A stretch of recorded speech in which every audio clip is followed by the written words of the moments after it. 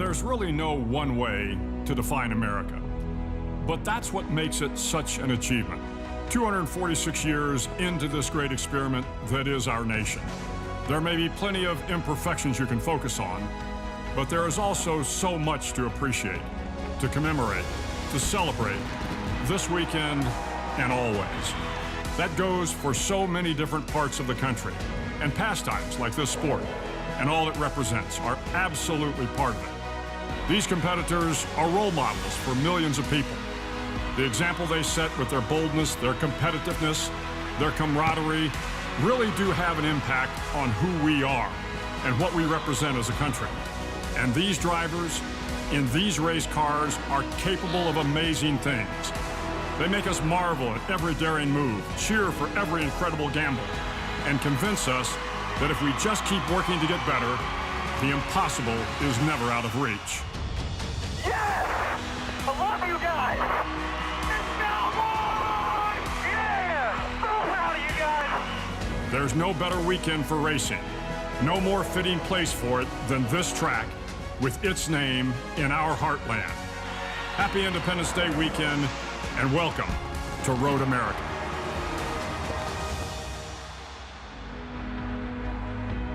Chase Elliott, Dawsonville, Georgia. Chase Briscoe, Mitchell, Indiana. Kyle Larson, Elk Grove, California. Tyler Reddick, Corning, California. Austin Cindric, Mooresville, North Carolina. Michael McDowell, Glendale, Arizona. Chris Busher, Prosper, Texas. Alex Bowman, Tucson, Arizona. Back in row 5, we see the 43-year-old from Sacramento, California. Joey Hand will start 9th. He won at Le Mans, Daytona, and Sebring. Starting 17th, Daniel Suarez from Monterrey, Mexico. He won the last time the Cup Series were in a road course in Sonoma, looking for the second win of his career. Full-time Xfinity Series driver starting 21st, AJ Allmendinger, the 40-year-old from California, two-time road course winner in the Cup Series. Yeah, Kevin Harvick back in row 14. Not a huge fan of the road courses, but has to have a good day if he wants to find himself in the playoffs. A little bit deeper in the field, Ricky Stenhouse Jr. out of Olive Branch, Mississippi, still looking for his first top 10 on a road course. And rounding out the field, Kyle Tilley. 16 states represented by these drivers in the field today. Just down the street in Elkhart Lake, Wisconsin, is Rutledge Wood. Rick, what could be more American than a 4th of July parade and a big old ice cream cone? This morning, take a look. We saw an incredible parade put on by the local fire departments here in Elkhart Lake. Thousands of people lining the streets. It's also the first time I've ever been at a parade and people threw cheese. That's right, they were throwing cheese sticks. It was so Wisconsin, it was unbelievable. And now we're outside of Gessert's. This is a family-run ice cream shop. Been here over 100 years. They're celebrating their 100th this year. And guys, the ice cream's great, the racing's great. This town is crazy for this race. I love it. Wish you were here. Rick, I could confirm they have both shakes and malts from my 2 trips to the ice cream this weekend. Great place. Yeah, we can also confirm that we had to move our car because it was on the parade route. That's right there in Elkhart Lake, Wisconsin, which is very exciting to see as cars making their way around the 4-mile road course. Let's take a lap as well around with Christopher Bell. Yeah, we're going to ride on Christopher's car here as he heads toward turn 1. There's a little crest toward this braking zone. You sort of temporarily lose sight of the apex of the corner. So it's really easy to either overdrive or underdrive that corner to be able to get out of here and accelerate down to turn 3. A little bend here they call turn 2. This is the braking zone, very rough and wavy into turn 3. Easy to lock up here as well on this long straightaway. I want to bring in Parker Klingerman here. He has some great points of things he's seen down in turn 5. Parker. Right, Dale, as you approach down this straightaway, about over 170 miles per hour heading into turn 5. This is the highest speeds you'll see on the racetrack and the longest braking zone in NASCAR. And you'll brake to the left a little bit, which is a defensive line, allowing you to shove people that outside curb. If they end up there, it could be dangerous to those outside drivers, Jeff. Yeah, Parker, now they're climbing the hill up to turn 6, a blind corner. You cannot see the corner until you get there. Look how long it takes to see it. Some really rough strips around both sides of this racetrack. Now leads to a very sharp turn 7. A lot of braking zones on this racetrack. Watch this turn 8. Again, downhill. You'll see a lot of people miss this corner. All the weight transfers to the front tires. And now Dale Jr., a long carousel. We have one of these at Watkins Glen. This one's longer and slower. It lasts forever. The slowest, I'd say lowest grit part of the racetrack. Yeah, they come out of here trying to accelerate, get some traction toward a very dangerous corner of the kink. It's blind on both sides. Look at the wall on the inside here. You cannot see where you're going until you're out of this corner. If a car crashes here, it bounces into these concrete walls back across the racetrack in front of competitors. Another difficult braking zone, and the reason why this is difficult in Canada Corner because of the waviness, the bouncing, bam, bam, bam. Easy to lock up front and rear tires into this apex right here, and then they throttle up out of here, Jeff. Yeah, now they're coming to 13. Watch how much you got to get out of this gas. On the map, it doesn't look like much, but that is a sharp corner back uphill and then to the ever-important 14. Why is it important? You got to get the throttle right here. Look at that straight, and that leads to turn 1. Great opportunity to make some passes. That could be the way the race is won or lost right there as they go uphill to the start-finish line. Yeah, you saw the entrance to pit road just off to their right after they take 14, and that's very important, especially today. Strategy and everything else as they're getting ready to find out what pit road speed is. Let's go to pit road. Kim Kuhn. Thanks, Rick. Well, after what the 19 team describes as an embarrassing finish of 26th at Sonoma, especially for Martin, who's a 4-time road course winner, they made wholesale changes to their road course setup for this weekend. In fact, because JGR is 0 for 2 on the season at road courses, crew chief James Small told me each of the 4 drivers have 4 very different setups. Martin said he feels optimistic about the changes they've made since Sonoma and the car they've brought to the track this weekend. Partner, he starts in the 15th position. Right, and for his teammate Denny Hamlin, it's a similar situation with the setup. They have another reason to be optimistic, and that is having Chris Gabehart back on the box after serving his 4-week suspension for a wheel falling off at the Dover race. And in talking to Chris, he said, we've not for a lack of effort do we feel that we're not going to have speed here. We believe we've figured out some of the issues we had at Sonoma, and there's going to be speed in these Toyotas, Marty. Parker, Chase Elliott is on the pole today, but he had some interesting comments after qualifying saying, I don't think we have a car that can win the race. We have to make some serious changes to our number 9 machine if we feel like we can go out and win the race. Talked to Alan Gustafson about that, and he said, yeah, I agree. Would love to have done that overnight, but it was an impound race. He said, we do have changes planned if it plays out like we think, but car very quick on the front end of the run. Tire wear, very important at Road America, though. And is there another issue with the 9 car? Listen in as Chase, after he fired the engine. Steering issue, I think. My assist to the left is normal. To the right, it's probably only 70% good to the left. So I don't know. We'll see what happens. Just be ready. Steve, what do you think about that? The assist to the left feels normal for Chase Elliott steering-wise, but to the right, only 70%, and that was when they took off from pit road. We'll have to follow this all day. His teammate a week ago, William Byron, was knocked out of the race because of steering issues. It was mechanical, so we'll see what happens to the 9 as we get racing. Let's try to dial up A.J. Allmendinger. He finished 6th in the Xfinity Series race yesterday, Jeff. AJ, it's Burton in the booth. You got us? I got you, man. All right, buddy, you're always a favorite. You have 2 road course wins. Starting 21st, though, today. How's your car? Yeah, we struggled a little bit yesterday, but everybody on this Goldfish Casino Slots car has been working hard to make our Chevy a little bit faster. A lot of changes today, so a little bit unknown, but we'll see. But we'll, you know us, we'll keep fighting hard. So good thing is, Jeff, these pace laps and yellow flag laps are still long. So if you're bored up there, go ahead and download the app on the App Store or Google Play, man. You guys get bored, have some fun under yellow. Oh, I'm just going to call you on the radio every time there's a yellow. Hey, Jay, you are so good at what you do on these road courses. Tell us what your advantage is. Well, I think, you know, I love using the brakes to help turn the race car. I know more often than not the limit of what I can get away with without burning the race car up. So we'll need all that today. It's gonna be a long race. There's a lot that happens around this place. Huge crowd, man. Awesome. Thank you for what you guys do on NBC and USA for putting the show on. Thank you, AJ. Good luck today. Thank you. All right, Steve, let's break down this race. Again, a long course here at over 4 miles. Yeah, but only 62 laps. There's really going to be 3 points I want the fans to really watch right here at the end of stage 1. Do the teams come before the end of the stage, or do they wait to the stage? It's really what you value. Points or track position. The same thing happens at the end of stage 2.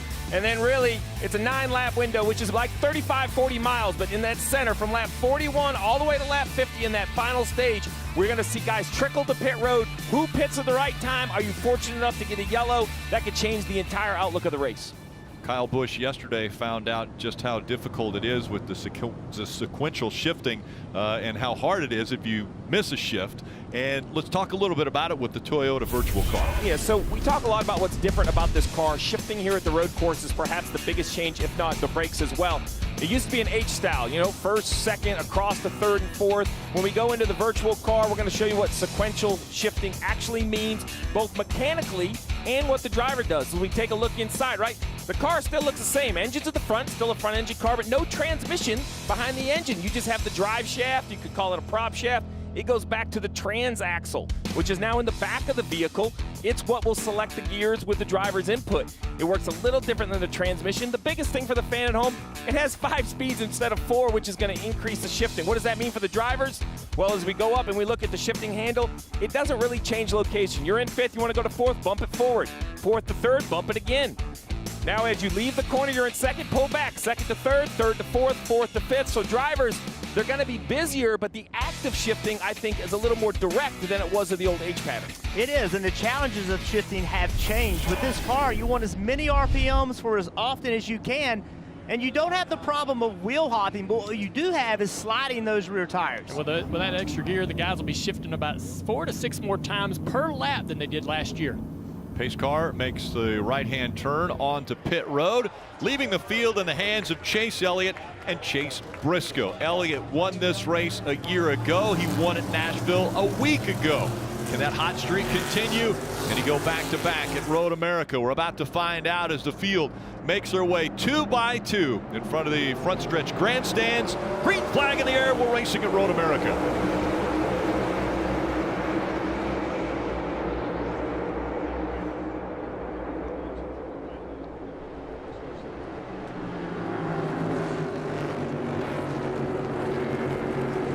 Chase Briscoe with a massive turn 1 braking.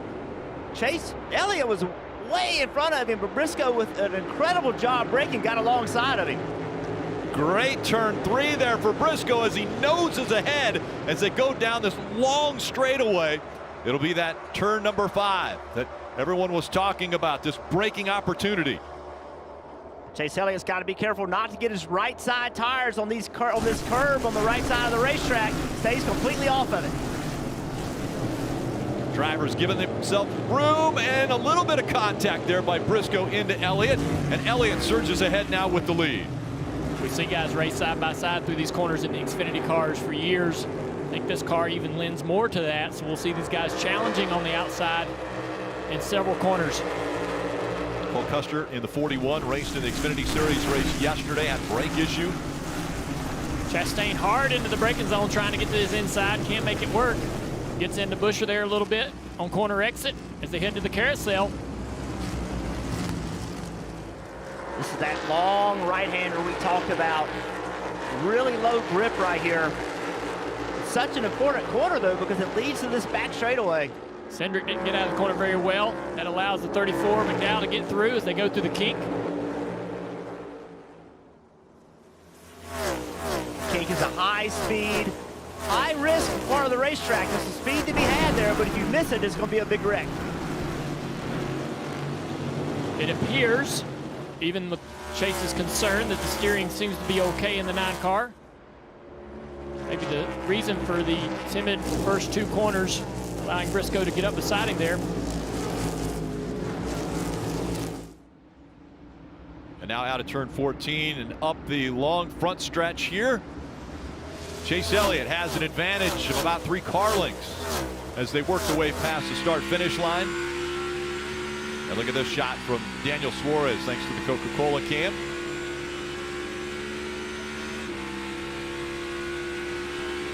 Daniel's been one of the fastest cars in all the road course races we ran this year, but qualified mid-pack, sitting right there in 14th place behind Denny Hamlin.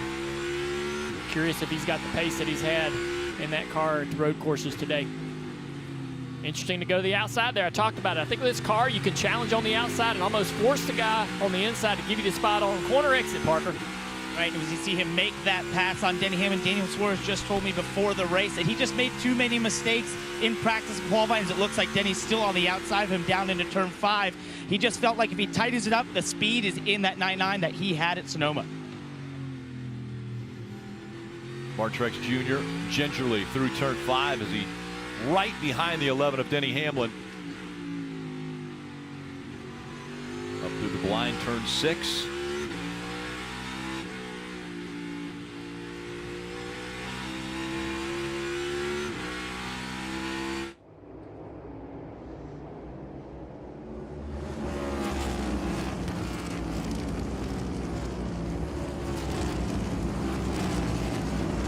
These guys only got about 20 minutes of practice, a couple laps in qualifying. We don't really know much about their long run speed, but we know early run speed, they're gonna attack. We got some great replays, some contact.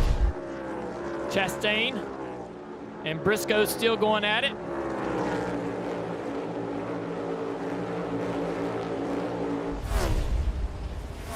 Briscoe ran so well at Sonoma. I'm sorry, Chris Busch's teammate. Briscoe is a really good road racer. He's going to take the fight. Suarez is working his way by these cars one at a time. We wondered if he had the pace this weekend. Cars moving forward. There's Briscoe right there in second, misspoke. So this is why you see this, how important this straightaway is. This is a very long straight, Steve. We've been a lot of conversations about brakes. Feel my front to the right. 180 miles an hour at the end of the straightaway. You see the fire out the pipe slowing down all the way to 75 miles an hour to this right-hander, Marty. So that was Chase Elliott you heard a second ago, finally giving Alan Gustafson an update after a couple of laps here as he came down the front stretch. And he said, the steering still does not feel right to me. He said, I was waiting for it to come up a little bit, but it hasn't really gotten much better. So to the right-handers, that's where the issue is. Alan Gustafson said, I understand, we have a plan, so I don't know how you start to fix that, Steve, but that's the issue for Chase Elliott. Well, you know, it's hard. First, you got to diagnose it. What's causing it? Do you have a leak? Is it low on fluid? Is it something mechanically you can change? The rack and pinion steering allows a lot of adjustments for the teams, but it hasn't been a maintenance issue. We've seen a lot of issues in the steering components. As I mentioned earlier, Byron, the teammate to the 9, had this issue just a week ago, so we'll have to see if it hinders the 9 as the race continues. Bad corner for the 6 of Brad Keselowski, losing spots here to 3 cars, as it looks like Joe Logano is also going to try to get by Keselowski. And that's the thing. I mean, you lose a little momentum, you're going to have guys training you around on either side, and you have to fight. Look at him. He has to fight every position, or it'll just continue. He'll just continue to lose spots to guys, and they'll take advantage of him. Getting pushed around is now Ryan Blaney, and the 12 is behind him. Interested in the different lines through that carousel. I saw Joey Logano running really high at the early part of it, trying to be low on corner exit. And others just right on the bottom of the racetrack.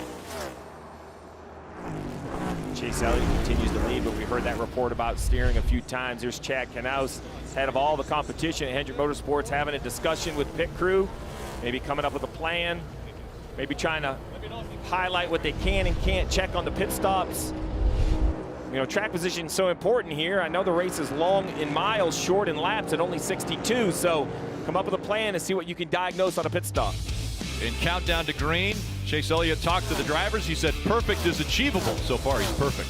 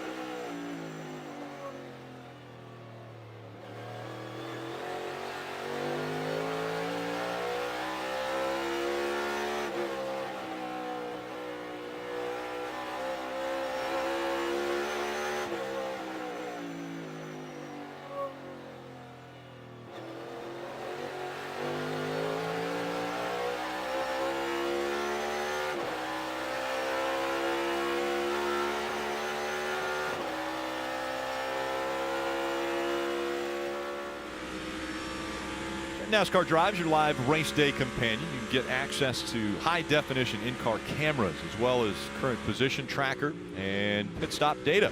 Visit NASCAR.com/drive, or you can download the NASCAR mobile app.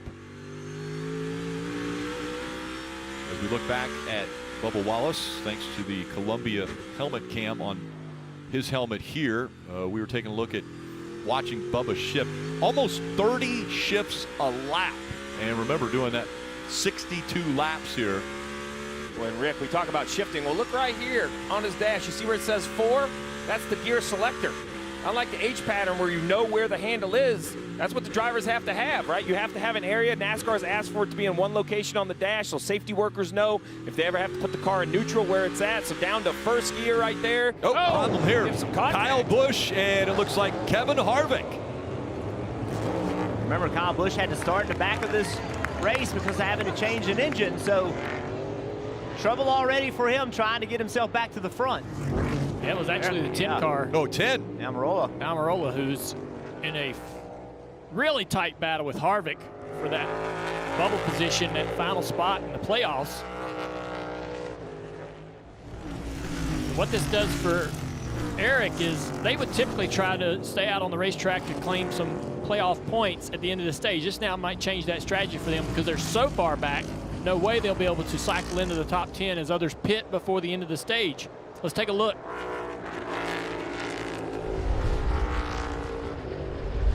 This is turn 5. Almirola on that curb that we keep talking about that you can't be on. 2 separate incidents, really. Looked like Kyle Busch trying to make a pass on William Byron. Oh, man. Yeah, and Kyle just in there way deep, gets spun out. Almirola on that curb, and then they make contact. So really, two problems separate of each other in the same corner. Yeah. And Parker mentioned that turn 5 being a tricky one. Guys have changed their braking line to be more defensive and all kinds of things there. Kim. Yeah, and Eric Almirola, I had the opportunity to talk to him before the race on what their strategy was in terms of gaining points, and he was so confident in crew chief Drew Blickensurfer, especially after what they saw in Sonoma. He said Drew put us in a great strategy. We were really good on the long run, so they were able to capitalize on stage points each and every time. And he did radio in. He has a little bit of slight damage from that contact with the 18, so they'll look to fix that when they come in, Parker. And Kim, Dale Jr. mentioned turn 5, and Jeff has talked about that curve on the outside. And what's happening there, Dale, is they're just breaking more defensively to the inside. They saw Kyle Busch do this last year. Oh, as you see Chastain and Bowman get a little wide there in 5. And what it allows you to have happen is that car behind thinks they can go to the outside, as you saw Almirola do, but if you get up on that curb, you have no grip under braking and you slide out like you saw there from Eric Almirola. Turn 5, interesting enough, at the slowest corner, too, all the way down to 45 miles an hour from about 180. You see Chastain's hand out the window. I think he is thanking Bowman because he kind of cannonballed in there, maybe didn't mean to. It's a big track, Rick, but if I'm a fan and I got to pick a spot, I'm sitting in turn 5. That's the action spot. You look at this, you got Chastain, Bowman, Custer, Buescher, the 7th through 10th positions, all right here. These guys are fighting hard for every position. Been sitting there behind him, Joey Hand, one of the guys we don't see very much on this series, taking that 15 car and doing great with it. Qualified in the top 10, sitting right here in 11th, just hanging out. Joey Hand was the show at Sonoma, did a great job. The guy has 2 Daytona 24-hour class wins. He's won 1 a 12-hour Sebring, a 24-hour Le Mans. This guy has won all over the world. Very capable race car driver. And he's the definition of a road course ringer, what you might hear, a decade or more ago. Boris said, and Ron Fellows and guys like that would come race with us. Well, this is exactly what this is, and you might see more of this now that this car is a little more geared toward what the IMSA guys have been running for years with the rear independent suspension and so forth. A little easier for road course racers. How about that uphill right there, Steve? Yeah, it's an unbelievable visual, that big climb. I'll admit on the straightaway, it doesn't affect the car a whole lot. It probably loads it a little bit, but doesn't change the straight line speed. The big difference is the right side, that pit road entry. We talk about road courses and strategy. Well, if you're low on fuel and you run out of gas and you try to coast, this perhaps is the hardest pit road in the world to coast onto because you have to climb up this huge embankment to get onto pit road. And so on the left side of the screen, let's go back and show this pass of Ross Chastain. Steve, you said he got in there deep, didn't mean to. Oh, I think he meant to. That was a real aggressive move right there. Just outbroke Alex Bowman, then had to use all of the racetrack. I mean, all the way off the racetrack to get the car slowed down. That's Ross Chastain Jr. He's going to be an aggressive driver. He's going to be aggressive under braking, and he used that aggression to make that pass. Cole Custer losing another position there to Chris Buescher. Now, a little pressure from Joey Hand up here into this corner. We thought Cole might have a solid run today. Really great speed in the Xfinity Series, and it looked like that was paying off in the Cup car as well. He's fighting to maintain right now as he drops to another. He drops to 10th and under attack right now from this 15. Joey Hand trying to be nice. He's the new guy here. He's like, man, I want to bang into me guys here early in this race. He might get more aggressive as it goes. Yeah, the 43-year-old rookie. You see the yellow stripes on the back there. Only his 3rd start this year in the Cup Series. And look behind him, this 12, the 12th place car actually. Suarez continuing to climb through the field. Wondering if that, just made some mistakes or something in qualifying, not able to maximize his speed. We know he's the best road courser this year, making his way near the top 10. Still out front, now has a 2.5-second lead. Chase Elliott over Chase Briscoe.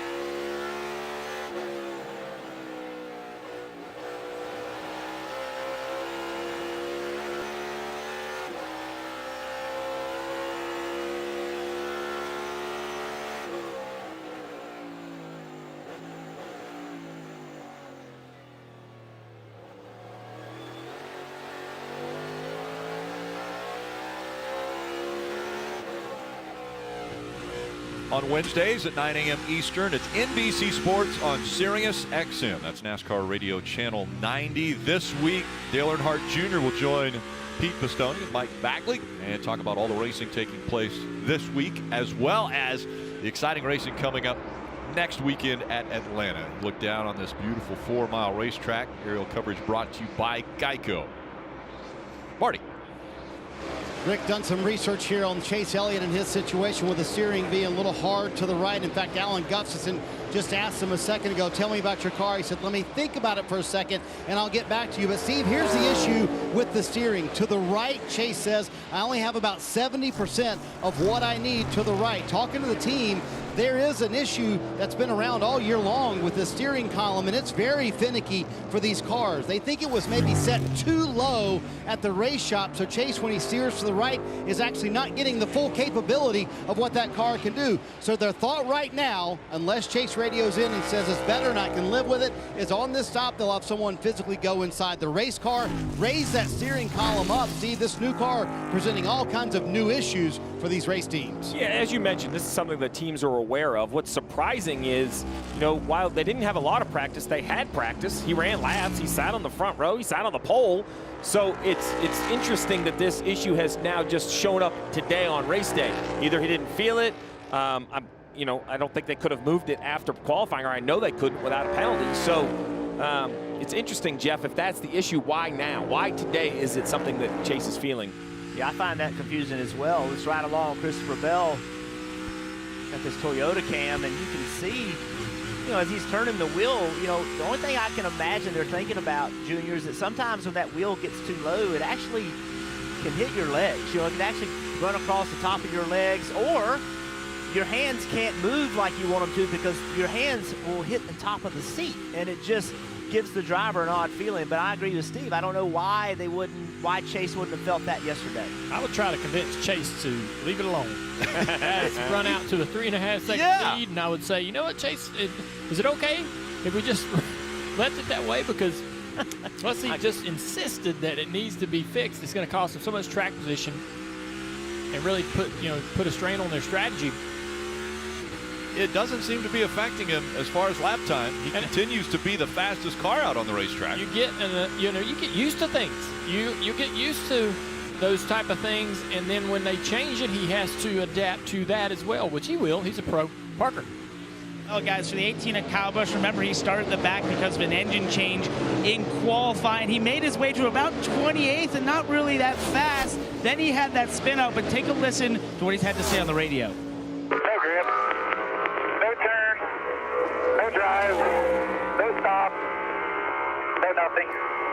Every time I get to an exit and it's time to go, it's always counter steer. Like I can't stay turning the way I'm turning and throttle up.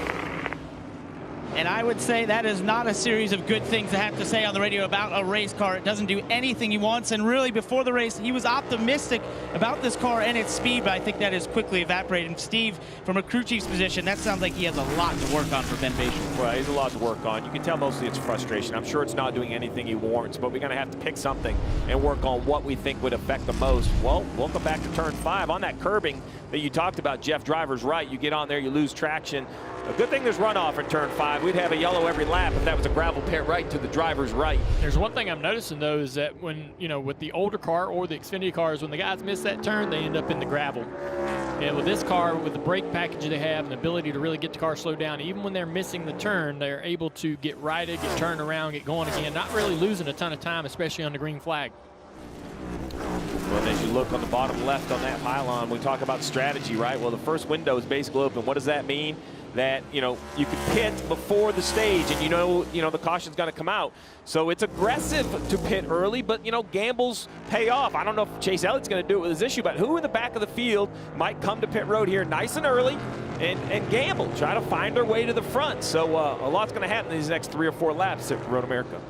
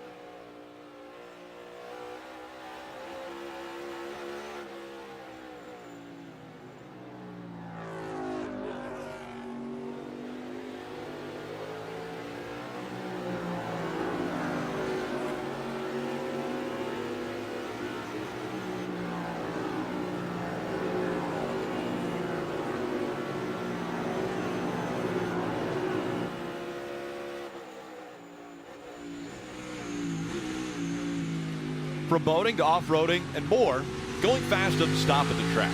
So make sure to fuel your summer with a cooler full of ice-cold Mountain Dew. Mountain Dew. Get out and do. Right along with A.J. Allmendinger, thanks to Goldfish and his onboard camera. Again, down here on the bumper, right there at track level.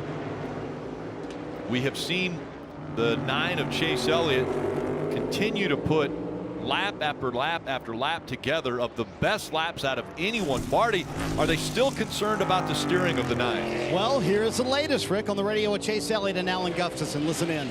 Yeah, I don't think I'm terrible. I can't tell if I'm tight with some of the rights or if it's just the wheel. I just got to clean some stuff up on my end. Copy, right seem to be your strong suit.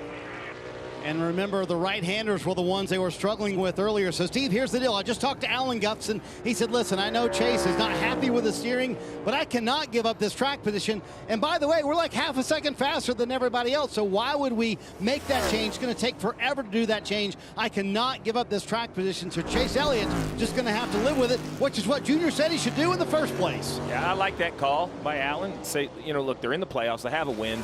You don't want to break or have an issue. But right now, the pace is unbelievable in this 9 car. So I know it's not how Chase wants it, but you know, we're not looking for warrants, we're looking for needs, and I don't think this is a need. It's interesting though, as we come around closing in on 3 to go, the 9's probably going to stay on this racetrack right here, but behind him I expect to start to see some guys peel to pit road. We'll see who does it first, but if you're going to come, you kind of need to do it early enough. And here you go. Here comes the first 2, and it's going to be busy. Remember, backwards. These cars are coming up pit road, driver away from pit road.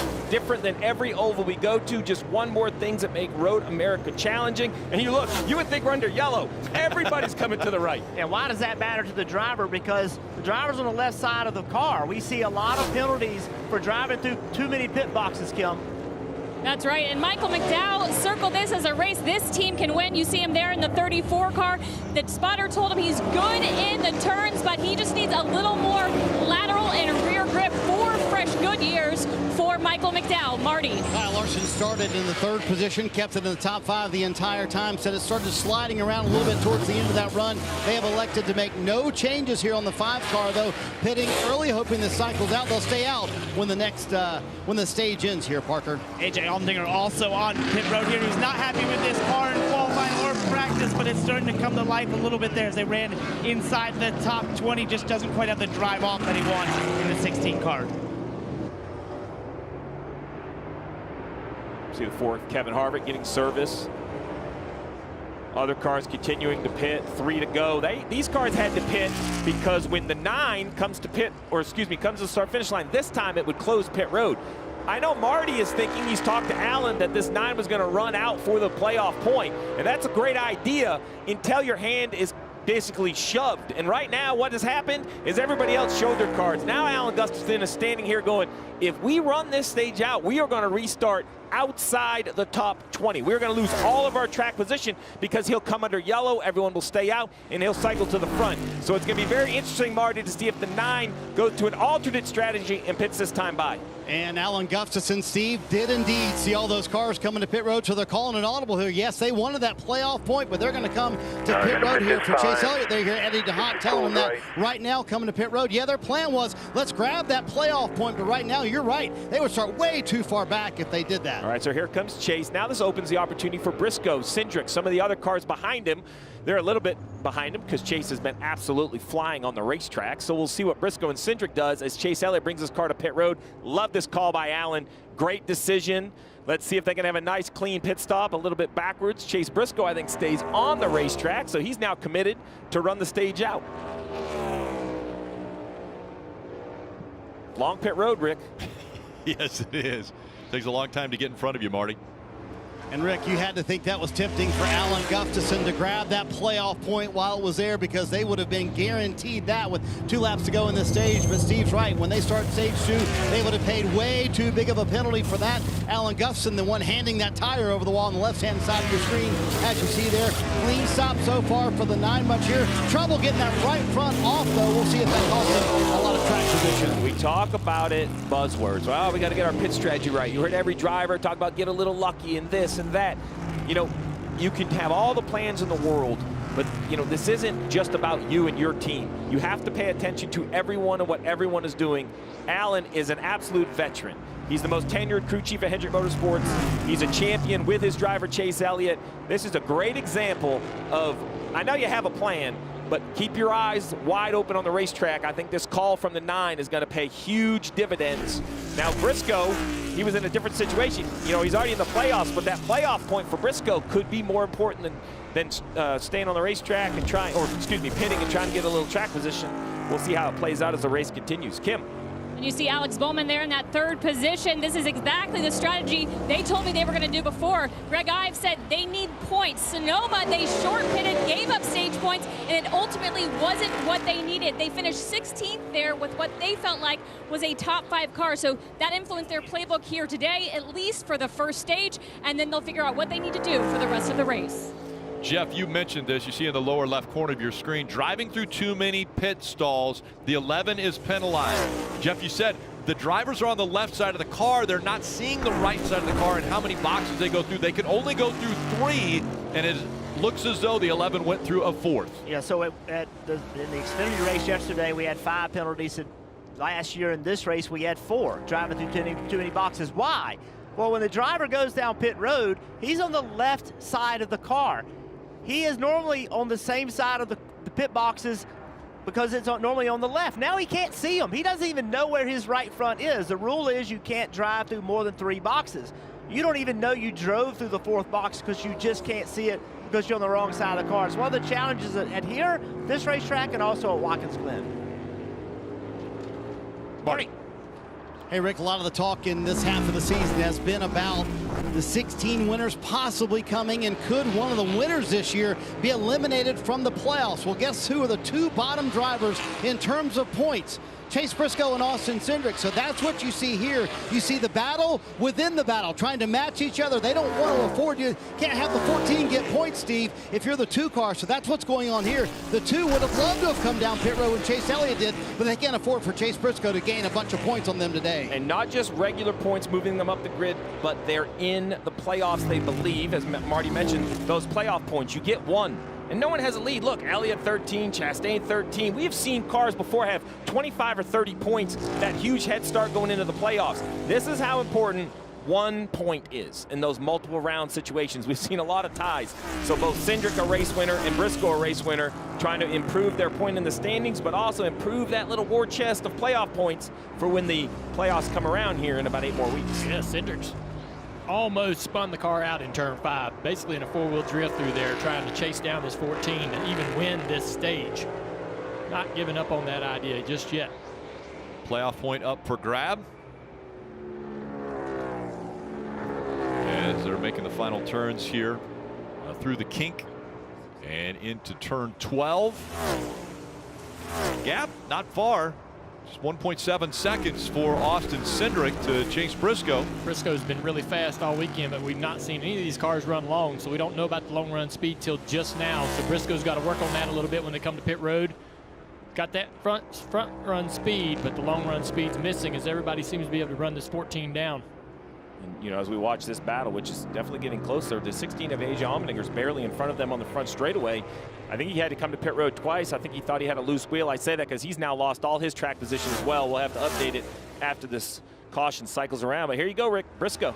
Chase Briscoe, 2nd career stage win, and it comes here at Road America. Austin Cindric, 2nd in stage 1. About 8 seconds behind. We see Bowman going by the start-finish line. It'll be Logano next. He was about another 9 seconds back. There's Logano. Field spread out on this long 4-mile road course. Top 10 will continue to go across before the caution will come out. That stage point gives Chase 7, which really nobody in the playoff situation right now has a big gap. Harrison Burton, Bubba Wallace, Eric Jones, Justin Haley, and Chase Elliott ends up in the 10th spot. Very patriotic look there on this 4th of July weekend. And Chase Briscoe wins stage 1.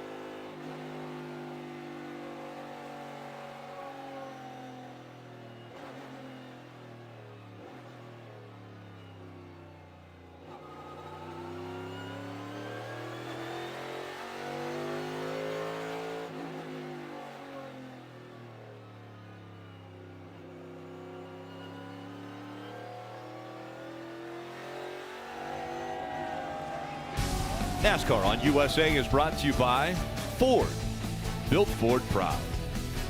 And by download America's loved free-to-play slots app. Visit goldfish-racing.com. It's the Jockey Made in America 250 from Road America. And we mentioned the 11 of Denny Hamlin through too many boxes. Let's show you exactly how that worked out. Yeah, you see Denny Hamlin when he leaves the spit box. We're going to show NASCAR's image. That fourth box has the big X through it. You can see his right front, really the right rear also went through that box. So that is the fourth box that he drove through. And again, the reason that happens is he's on the left side of the car and the box is on the right side of the car. He does not even know he did it. NASCAR was nice enough to let him know, Jeff. They will remind you. They've reminded that team a lot this year on pit road. They've had a lot of penalties. Yeah, Denny Hamlin has had 25 penalties already this year. 25. All the teams that stayed on the track will come down pit road to service their cars. The teams that pitted early before the end of the stage break will leapfrog them in positions to the front of the pack as we ride along the Coca-Cola pace cam, just about to enter pit road, Steve. Yes, you're right. See right here, we talk a lot about wheels, loose wheels, wheels coming off. This is a socket. You see that orange line right there. So we kind of showed the animation on how it worked. Well, it's very hard for the pit crew to see that locking mechanism and all of those things. Those orange lines are to tell the changer that the wheel is tight, the socket has stopped. I know that sounds silly, but this happens so quick. That's a visual. If those lines have stopped, if they're no longer blurred, you see what it looks like. When it goes from all red to lines, or all orange to lines, the wheel is tight. Now you hope it's pushed up all the way and everything else is not on the ground, but that's a great little lesson for the changer to have a lot of confidence, Kim, that the nut is at least tight against the wheel. That's right. You see Alex Bowman in that 48 finishes that stage, P2. This was part of their playbook, looking for points this race. Greg Ives told me 4 fresh tires for Alex, who said he's tighter in the right, Marty. Austin Cindric asked Jeremy Bolin, so what do I need to do to catch the 9 car? He said, you need about half a second. And Cindric said, okay. So he said they're going to be way back in traffic this time, so some adjustments for that. He said also at the end of the run, I need more turn. Bottom of your screen is Chase Briscoe. Second stage win of the year for him. He said he just needs more overall lateral grip. Both of these crew chiefs said we'll restart about 20th or so, but Cindric's going to be further back, losing spots there. Had to back up to get out of the stall, Rick. 13 cars didn't come before pit road was closed, and Briscoe fastest off this time.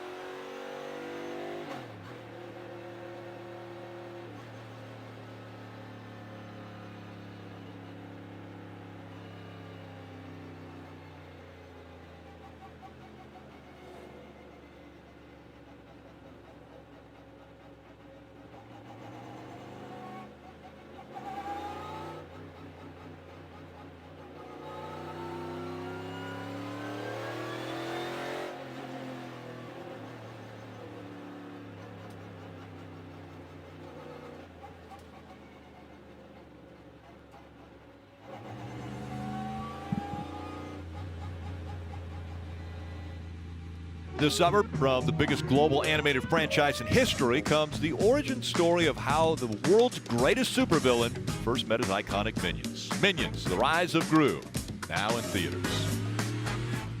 And let's go back to Elkhart Lake and Rutledge Wood with City View. Rick, you know, the Air Force has had a long history of supporting NASCAR, and specifically the 43 car driven by Eric Jones. And this weekend, we are honored to have the U.S. Air Force Chief of Staff, General C.Q. Brown Jr., in attendance.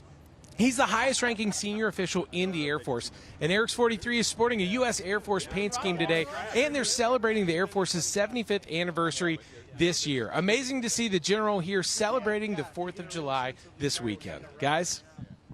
Great to have him with us, and wonderful. Really such a great little town, Elkhart Lake. We keep seeing Rutledge, you know, in different spots around there, but there's these small towns all around the country that are celebrating and enjoying this racing with us. And just hearing the 11, another penalty. 26 penalties now. Here's his radio. For your information, too many boxes again on exit, so you're going to have to make a conscious effort to get out sooner. Really? Yeah, I'm not making it up. Field approaching the Geico restart zone. It's Elliott and Reddick making up row 1. Teammates side by side here on the restart. Kyle Larson on the outside. See if he's going to race his teammate down the braking zone. A lot of action happening down there in the back of the pack. Side by side, though. Yep, Chastain and Reddick right behind these two as they go into turn 3 here. Car's getting off course a little bit there in the braking zone. Buescher and Mcdowell also up here inside the top 6. Now we head to turn 5. Who's got a shot? Who's going to take a risk down here in this braking zone? They all get really defensive to the inside here. Oh, man. Reddick shoving that 5 car a little bit down there into the corner. Everybody gets through good, though. Mcdowell, very good. Makes the pass, moves up to 5th. Everybody going defensive, Rick, on that inside line gives you that opportunity to jump to the outside in these corners and maybe take a spot. It's worth the risk. This track more than a lot of corners, Junior. You see a lot of side-by-side. On most road courses, you can't do that, but this one allows you to do it right on the outside. Oh, Joey Hanna in the back of the 99. The 99 in the back of the... Oh, man, there's a lot of contact right there. Everybody's very lucky. Right behind him, the 20 of Christopher Bell trying to make some moves here. A little contact continuing to be made there with Joey Hand. Oh, the race is so tough.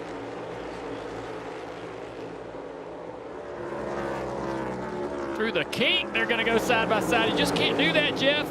No, it's so tight. Talked about earlier, a mistake here is a big wreck. Watch the field snake through here. You know, you keep looking. Where is Chase Briscoe? Well, there you go. He just came by on the inside of the 4 of Kevin Harvick. We talk a lot about this strategy. Why do we make such a big deal about it? Because you have a car that won a stage. Great car, right? Running out front. Because he chose to stay out, look at him on the left side of your screen. He's all the way back there in 18th. So you look what it's like to be back here in 18th. Now he's just ahead of these two, but it's beating and banging, and there's only 13 to go with this stage. That was like a little Joey Chitwood slide. Still beating and banging. They haven't settled it yet as they get ready to head into 1. Yeah, that's Gilliland and Harvick going at it there a little bit. Kurt Busch trying to take advantage of both those guys. Yeah, talking to your point about Chase Briscoe as this battle continues with Harvick. You know, Chase Briscoe has already won a race this year, so he stayed out to win that stage. That's a playoff point that he can use in those playoffs. That was why they did it. Hendrick is right here thinking, I finished second in the stage, and now I'm here swatting flies. I got everybody on 2 different sides of me. Every time I look up in that white number 2 car, I have Kurt Busch behind him, dust flying. Marty. Kurt Busch earlier this week, he said, I love the old school road course feel. This place demands respect. And I think, Jeff, right now, Kurt Busch driving a little old school as well. He said he was wishing he would have thrown more fenders at the end of the race last week. He's throwing some fenders right now. Kurt Busch, he's not as young as he once was, but he has still got the fight in him. Still a lot of talent. winning races even today, and he's going to take the fight to him. He's not going to lay down.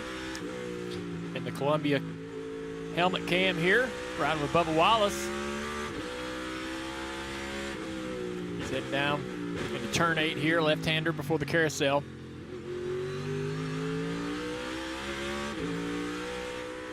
Bubba had a miserable race at Sonoma, had a failure, but really didn't have pace. Came here, practiced inside the top 10. Got a little bit better about his car and the pace they found at the road courses. He's running 23rd right now, actually a little bit better, 21st. He stayed out to get some points as well.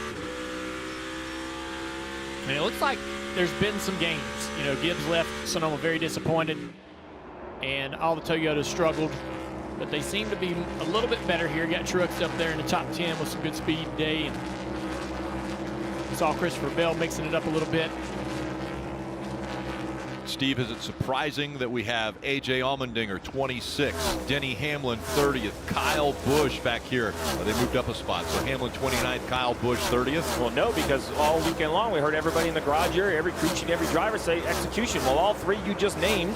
The 11 drove through too many pit boxes. The 18 spun out. And so the 11 had too many, and then the Dinger had to come in a second time to check to see if he has wheels tight. So all three you mentioned all haven't executed so far in this first stage. Now, I'm not blaming it all on drivers, some pit crew, but as groups, as teams, they haven't been as flawless as you need to if you're expected to try to go out and win this race.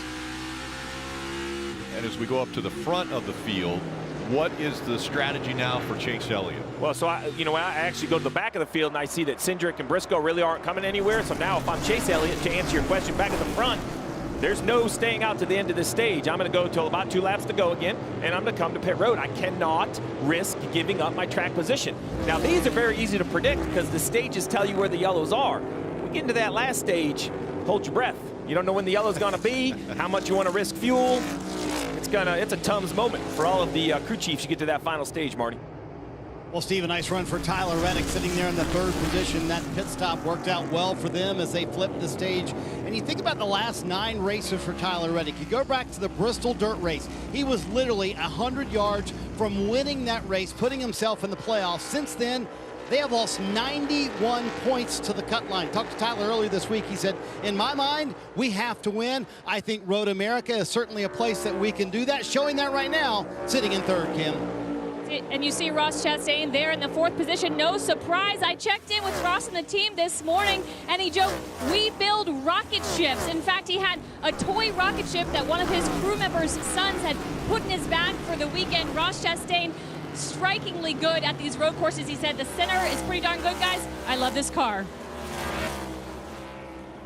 The most consistent of all the drivers in 2022 has been the one of Ross Chastain. So impressive, but it's Chase Elliott out front here at Road America.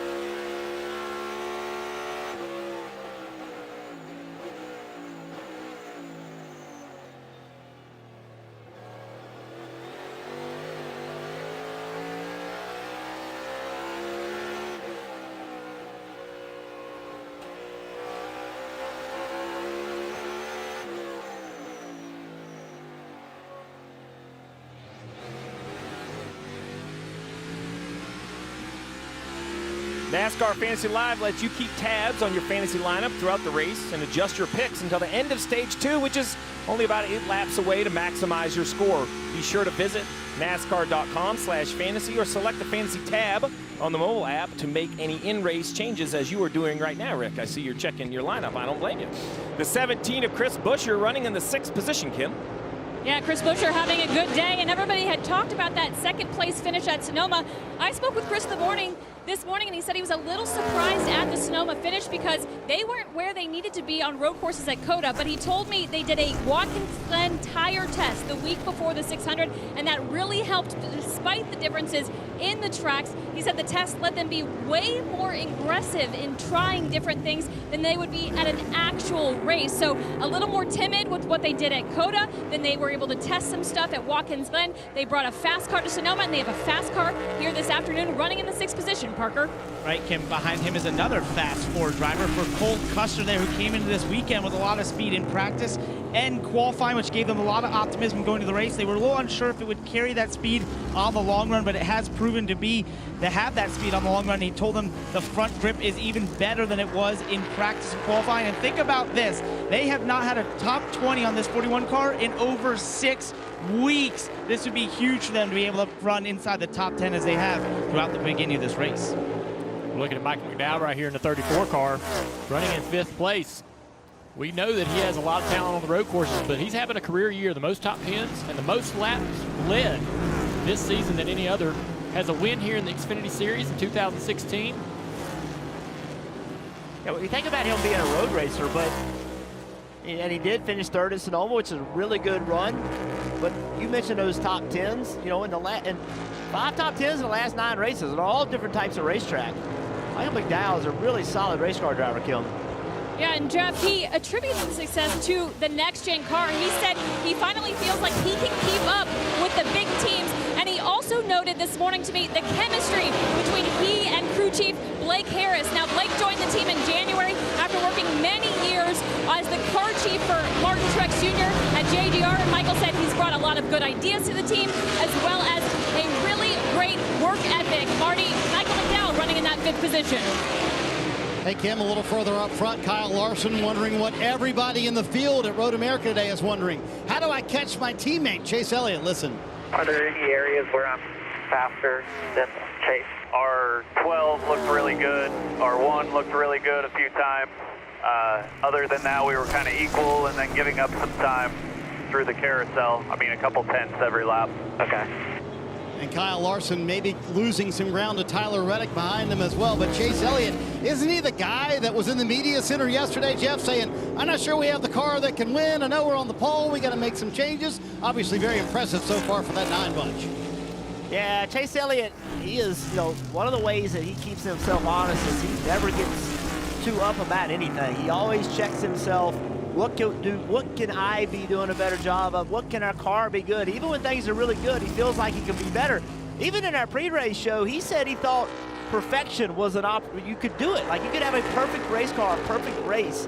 That is, in my eyes, almost impossible to do, but that's what he's striving for. And when we look at the race now versus Stage 1, it looks like these guys might have closed the gap just a little bit to Chase. I don't know if Chase may be just backing off a little bit, not pushing quite as hard, knowing he has such a very fast race car, or these guys may have improved their cars during the last pit stop. But looks like Larson, I know it's still 2 seconds, but they're hovering right there.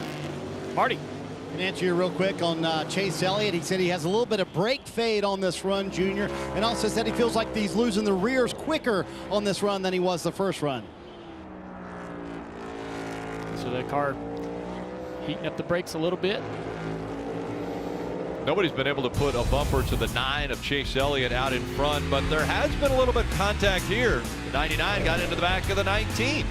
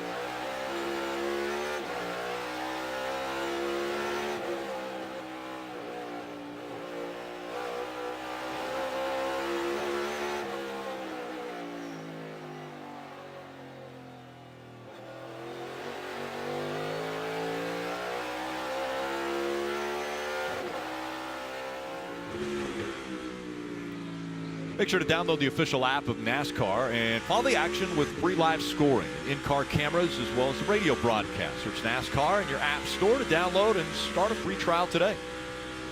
And Tyler Reddick got by Kyle Larson for second place. Let's go back and see how he did it. Heavy braking, Tyler Reddick trying the outside. Larson got in there a little bit too deep. Reddick able to get the car turned and crossed him over. Cleared him. Good hard racing by both those guys. Right in that same quarter, more trouble. Joey Logano gets in there a little too far. He's going to take out Bubba right here as both those guys spin right across the nose of the 45 car. A little contact that's damaged the grill on the 22 car right around the brake duct cooling. So we'll have to keep an eye on that as far as the 22 car being able to get them brakes cooled off. 23-11, it seems like those two cars are running next to each other almost every race. And there again, we just saw 45, the 23 right there, almost nose to tail with the 22 in between. Well, not to be lost in there, too. Bubba Wallace did a really nice job realizing as soon as he was in that deep gravel gassing it up, he could have easily got stuck. You know, the little things can make a race. And for Bubba Wallace, he didn't do anything wrong there. The 22 smoked it in there and knocked him out of the way. But I thought we were getting ready to see one get buried in the gravel. Well, also Bubba Wallace, we just talked about what happened to him last week with bad pit stops and all those things that went bad. Well, something's happened again, right out of his control. Did nothing wrong in that situation. Get refocused. You got there, 22 out of blocks up, came from 10 back to wipe you. Yep, that's what happened. But you got to get refocused. There's nothing you can do in that case. Just move forward. That happened. Now we still got a race to run. Everybody needs to help Bubba get refocused and just attack this racetrack. And I'll add, I was one that was critical on his comments last week, but when I go back and watch his performance, he did a nice job of not allowing that frustration to affect what he was doing. I mean, he got him all the way back to a 12th place. So a tip of the hat to doing what he needed behind the wheel. And Steve, there comes a time, though, when things keep happening to you that you start expecting them. Yep. And and by the way, when you start expecting them, then it's crazy how that happens. So it's so difficult as a race car driver. You got to go into every race and every lap expecting good things to happen. All right. Second stage, same conversation right there. Pit window's open. Someone like the 9 who's leading, he can wait to 2 to go, but the rest of the field's going to start thinking about coming to pit road because if you look down at scoring, you know, Cindric back in 15th is the only one who ran to the end of the stage who's moved up at all, and he's only moved up a handful of positions since the restart, Marty. Hey, Steve, we mentioned the brakes a moment ago for Chase Elliott. A little more concern growing for Alan Gustafson. Listen on the radio a moment ago. I don't feel like my balance is terrible. He's still in a position where I can kind of manage things. I feel like it's the brake pedal is my biggest thing right now. Copy the brake pedal. So brake pedal now getting a little bit long as well. They were one of the teams that changed rotors this morning, Steve.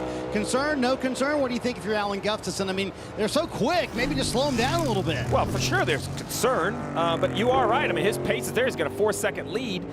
So maybe, and I'm sure Alan is doing this, we're only listening to a little bit of the radio, you know, just say, hey, man, you're consistently 4/10, 5/10 faster than the next guy. If you have concern about the brakes, Chase, you know what you're doing, go ahead and back it up because these brakes, they cool through the nose, right? So the less you use them, the better they're going to cool. We talk a lot about this next-gen car and what's different. One thing that's not really different is how the brakes are cooled. Right here, you see 2 basic circle openings. You can have them vertical or horizontal. They feed 2 different tubes. One cools the caliper, that red area, and then the rotor itself. And you have to be careful because those rotors are cracking. So you can almost have too much brake opening and cool them too much. You can add some tape, as you see right there. Now, if he has concern about brake fade, I wouldn't want any tape. I'd want all the cooling possible. As we take a look at the 9 car, you're going to see 2 vertical circles right there. They're on either side of the opening. That's their brake opening. But it'd be nice. I've never really been this way, but I'd love to think I had 7 or 8 tenths in the bank where I could say, hey, man, just slow down a half second. A little easier in the braking zones. Just slow down a half second. You're that much faster than the field. My tight for the left, I would say, less of a big deal. My left rear being hurt a little more.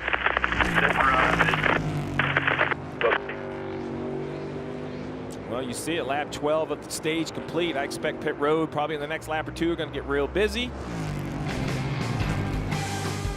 It's Chase Elliott out front. Reddick 4 seconds behind him.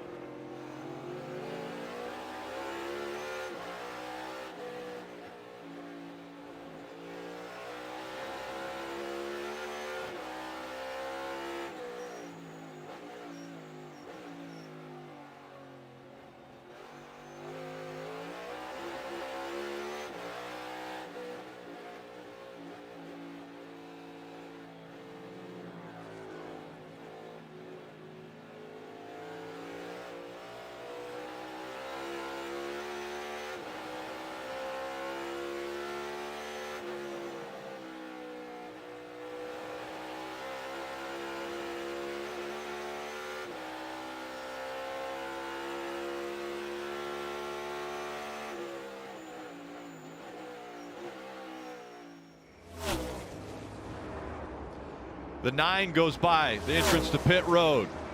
So does the 8. The 5 as well. Here comes the 22 of Logano.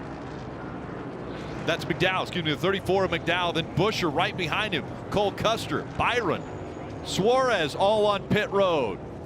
Very busy now, Kim. Yeah, and Michael McDowell, no major complaints with the exception of he just feels like he's a little bit loose in the right-handers. You see that 34 car. The crew's going to go to work. Overall, though, he is very solid, says there's no big issues, again, except for loose in the right-handers. 4 fresh good years for Michael McDowell, Parker.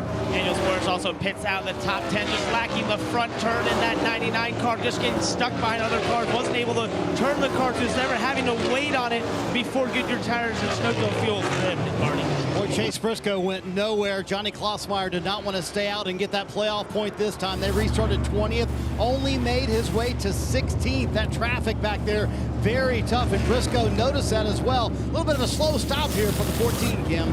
And Kevin Harvick will make his way down pit road. The balance not quite to his liking on that red 4 car you see there. And they were looking for a big points day on the Harvick machine. Kevin Harvick down and away. Now the real question is, I'm pretty confident Chase Elliott's going to come this next time because the leader, his window's a little bit bigger because he's going to be the one that would close pit road. The question for me is not Chase, but behind Chase. Reddick is 4 seconds back. Yep. Larson is 7. Chastain 9. Blaney 22. And so let's talk about this, right? When the leader he reaches the start finish, that could be Chase Elliott on pit road because he's going so so he's going to slow down. These other guys have to get on pit road before Chase Elliott closes pit lane. I know that sounds simple, but it's real. It's a shot clock, right? Did the ball leave your hand before the red light came on? Well, all these other drivers are going to try to get on pit lane over the commitment line before the light turns red. And this guy right here, Chase Elliott, will force that light red as he comes to pit lane. Right here, this is turn 14. I'd be shocked. 3 boxes, they beg 3 guys already. Don't drive through 3 boxes. Great reminder. We've seen that penalty. He's climbing the hill at speed.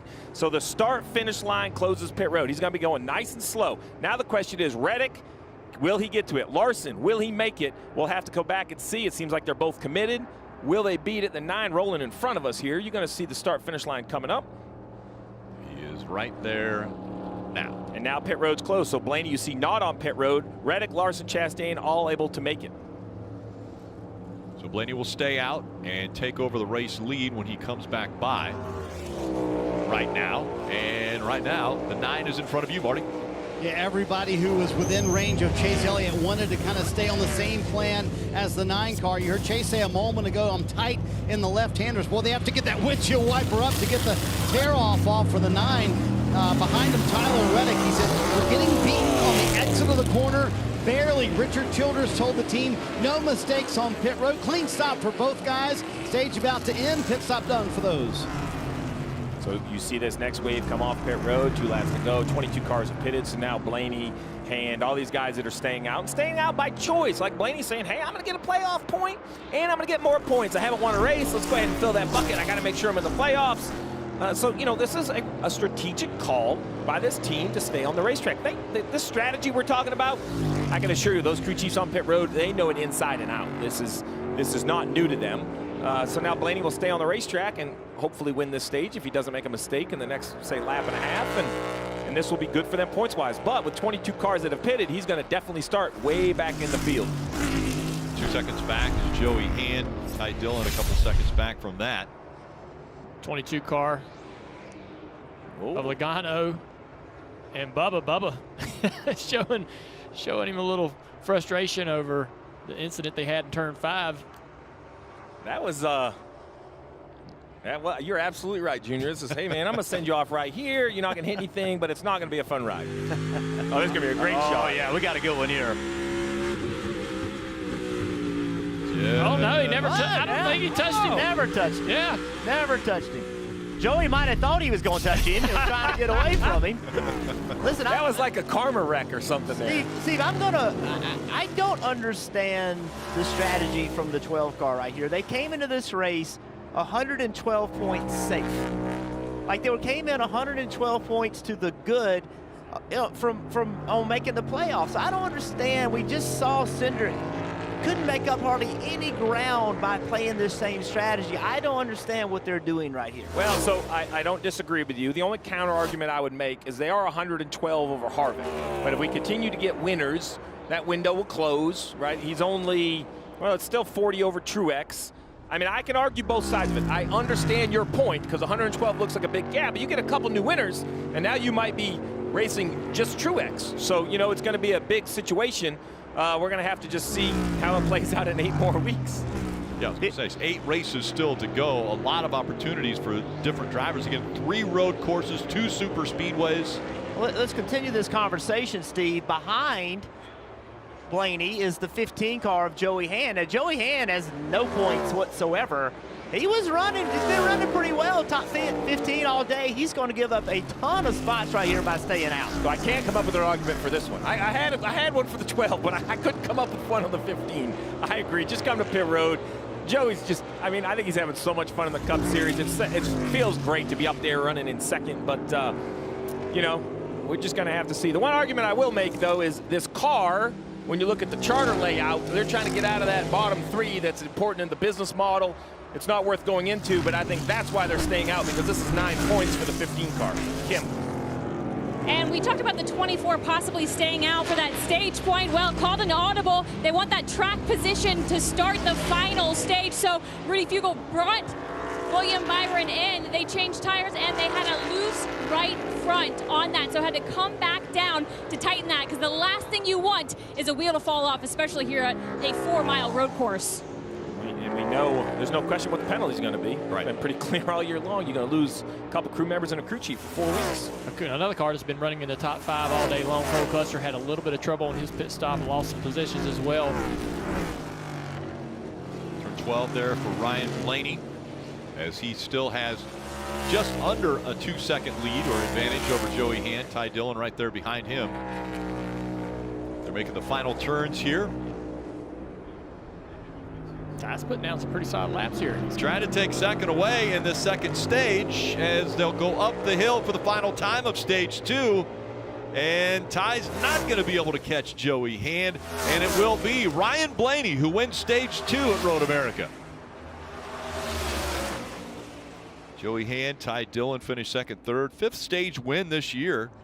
That's tied for the most for Ryan Blaney. So even though Blaney hasn't won a race, he still is accumulating playoff points. Every stage win, you get a playoff point.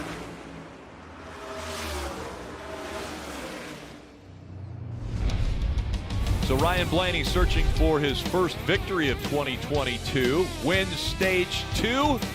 Can he hold on to any track position after everyone pits?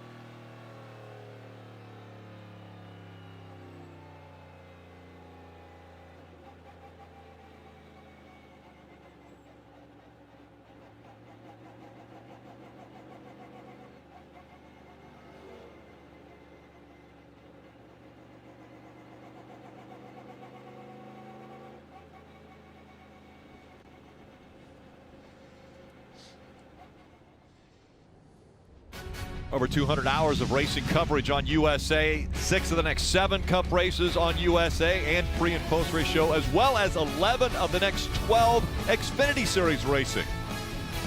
Pits are coming up next.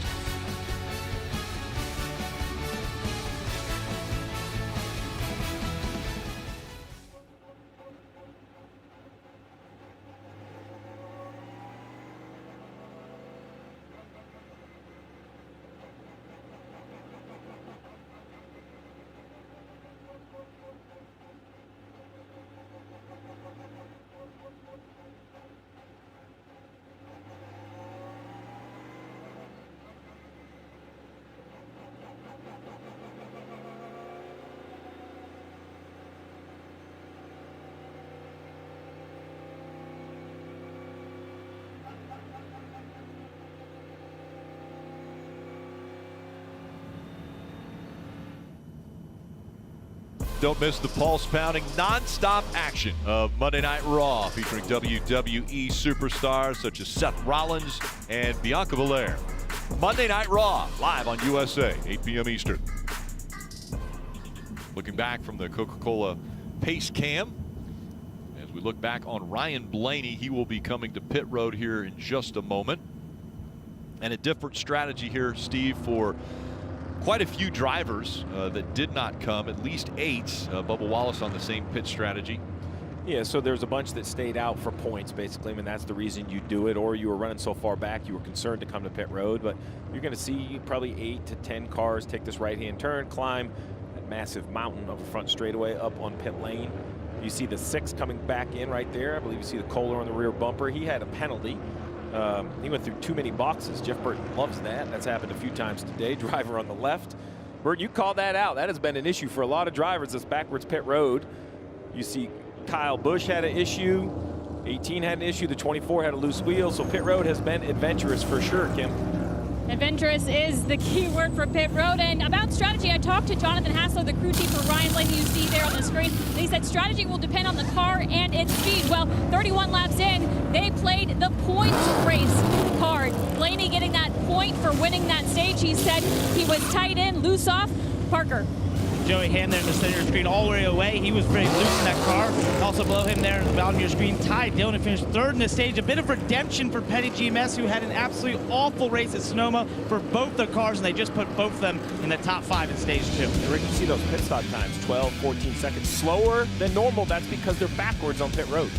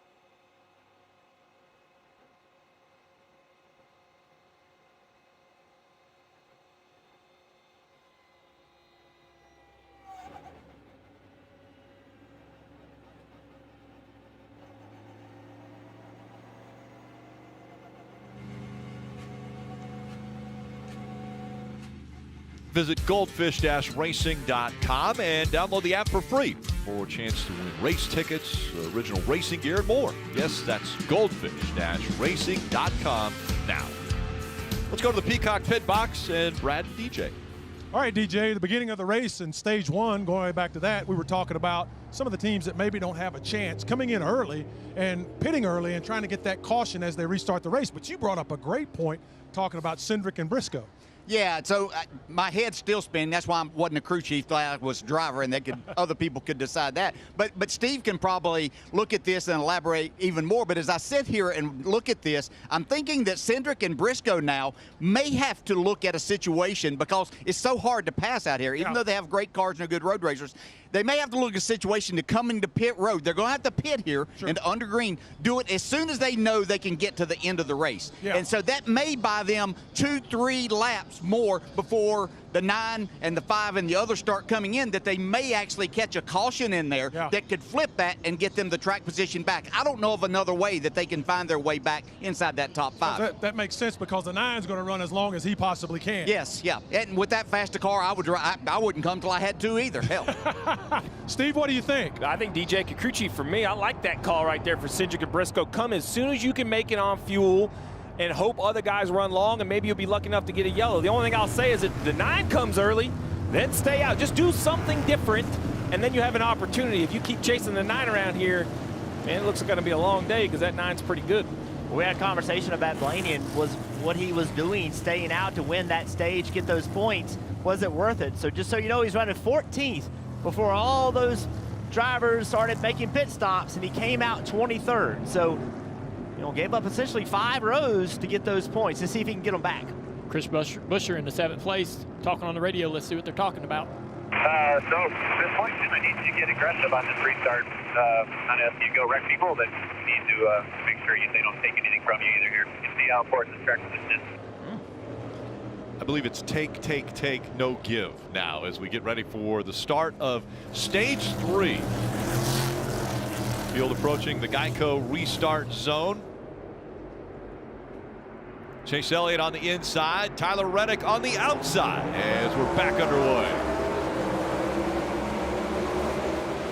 Tyler got a great launch, Junior. They're going to be side by side in the 1. Here comes Buescher looking to the inside. His team asked him to be aggressive. These restarts will get more and more intense toward the end of this race. And look at that battle on the outside. Reddick down in the braking zone. He's going to fall into 2nd place. There's a spot right there. He's not going to close the door on the 5, though. Good acceleration on corner exit, though, is going to give him 2nd place cleanly. Side by side behind these guys for 4th, for 5th. Mcdowell in the 99. Now, Ross Chastain and Daniel Suarez right now nose to tail, running 4th and 5th, with McDowell trying to take that 5th spot away. Oh, you can see Suarez push McDowell to the right side of that curb. And the 5 of Larson, also, Jeff, same thing. Gets wide, maybe losing a couple spots here. Definitely losing to Ross Chastain, loses a spot. Suarez not quick enough to get inside the 5.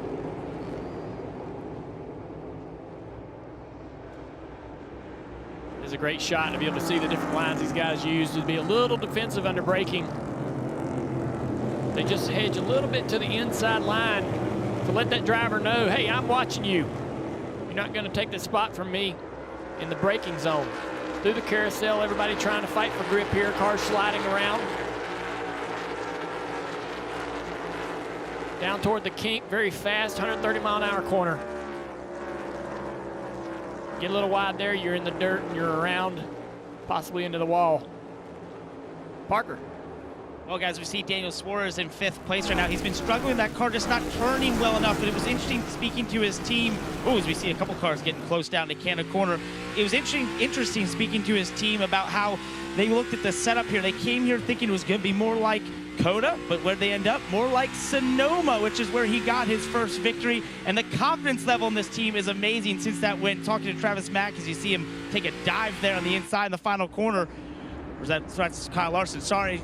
It's interesting talking to them because they just seem to have so much confidence from that win and think now every time they show up, we think we can win. It's interesting to see that as they run the top 5. It was awesome to see the aggression from Larson there trying to take that braking zone pass, dive bomb on the 1 car.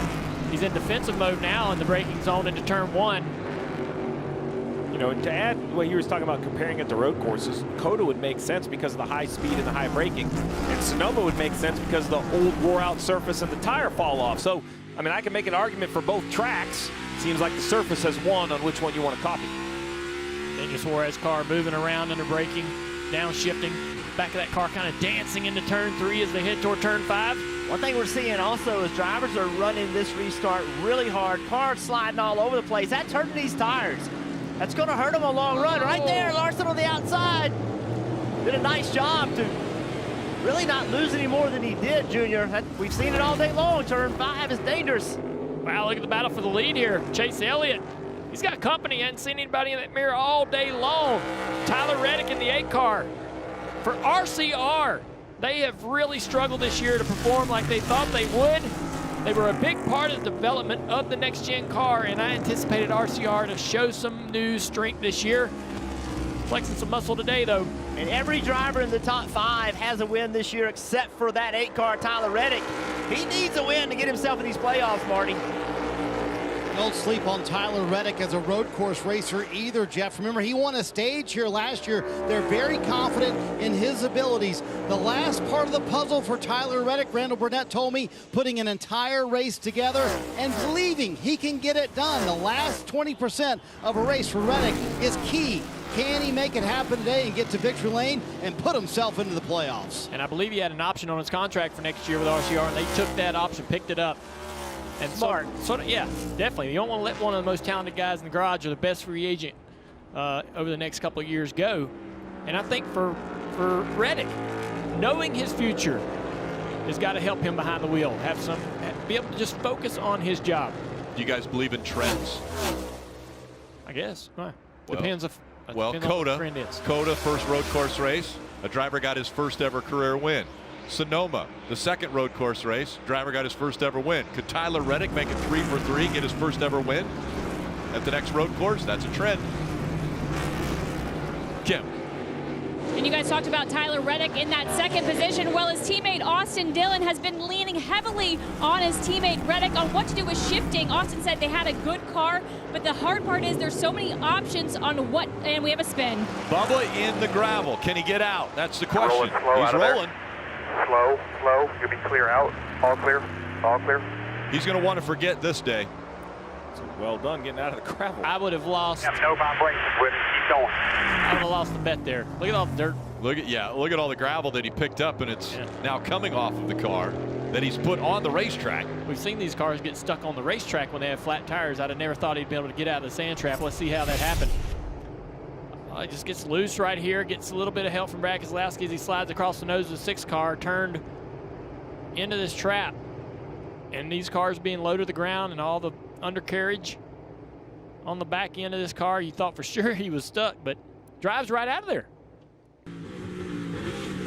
Oh, he gets in there deep on the curb, slides into the 6. Man. That's how you make a pass on road courses. Is, you know, braking is so important, and Bubba just trying to simply out-brake Brad Keselowski, wasn't able to do it. Look at all of that gravel coming out of that car. There's so many places, Steve, on this new car for gravel and debris to get built up on. Absolutely. 33rd for Bubba Wallace right now.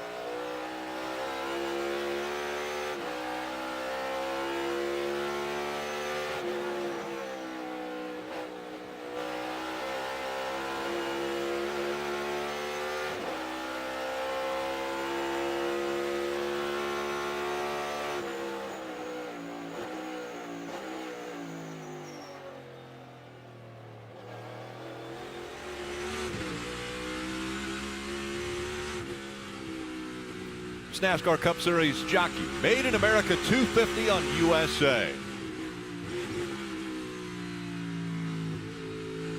NASCAR American Motor Miles Monday and Wednesday at 6 to 7 p.m. Eastern. You, the fans, can call in 844 NASCAR NBC. You can sign up for Peacock at peacocktv.com. Again, that's Monday and Wednesday, 6 to 7 p.m. Eastern. All right, guys. The one of Ross Chastain off track, had a little help there from the 5. Yeah, Larson just right on his bumper, ready to get that pass over with. So he made it happen. And Ross did a really, really good job just, you know, getting back on the racetrack without any trouble and lost a couple spots. Yeah, right here. He just coming back on. Good thing there was a hole there. Right in front of Michael McDowell. Marty. Meanwhile, up front, Chase Elliott having a very solid run this afternoon, car performance-wise. It's been all over the place, everything else, especially inside the car. The latest thing in stage 2, he lost the tube for his drink bottle. In fact, Alan Gustafson kind of had to walk him through how to find it. It was zip-tied to the left side railing. Chase reached down, found it, ripped it out of that railing, and now has a drink tube. So, Jeff, it's only 81 degrees today here at Road America in Wisconsin, so not necessarily a warm day. It's not Nashville hot, but it's still hot inside these race cars, and not having a drink for the entire stage 2, I'm sure probably affected Chase Elliott a little bit. Well, it's extremely hot, Marty, because, you know, we've talked about how hard they brake with these cars. All that heat drives back into the chassis, straight to the driver. We've showed the transaxle and how they're shifting. All that heat also goes back into the cockpit. So, yeah, it could be worse, but it's still exceptionally hot in there. And I will say, though, that, you know, after talking to some of the drivers after Nashville, some of the Xfinity drivers that ran in the Cup race as well, NASCAR has done an amazing job getting the heat out of these cars. They started out in testing with some serious concerns from the drivers, and the drivers now say that the Xfinity car may be a little bit hotter than this Cup car was, at least at Nashville Superspeedway last week. So got to give them a great hand, a lot of collaboration to do a lot of different things outside of the comfort zone of NASCAR to get this car where it's more comfortable for the drivers. Look right there, that 5 car and that 1 car staying together. Ross is not giving up the fight, trying to get back to him. Yeah, right behind him is the 99 of Daniel Suarez, currently running in the 5th position. Listening to his radio. I need someone better than me, man. We'll have to win. Copy that. Let's maximize our day, man. Stay after it. Talking about his teammate, the 1 car, so much better than him. He slipped up a little bit, watching him miss a few corners, slide in the back. He's looking for rear grip. You can see that 99 car yawing out sideways on corner exit. And he's missed a few apexes, and that allowed his teammate to get by. He's just asking for a little help there, a little lateral grip.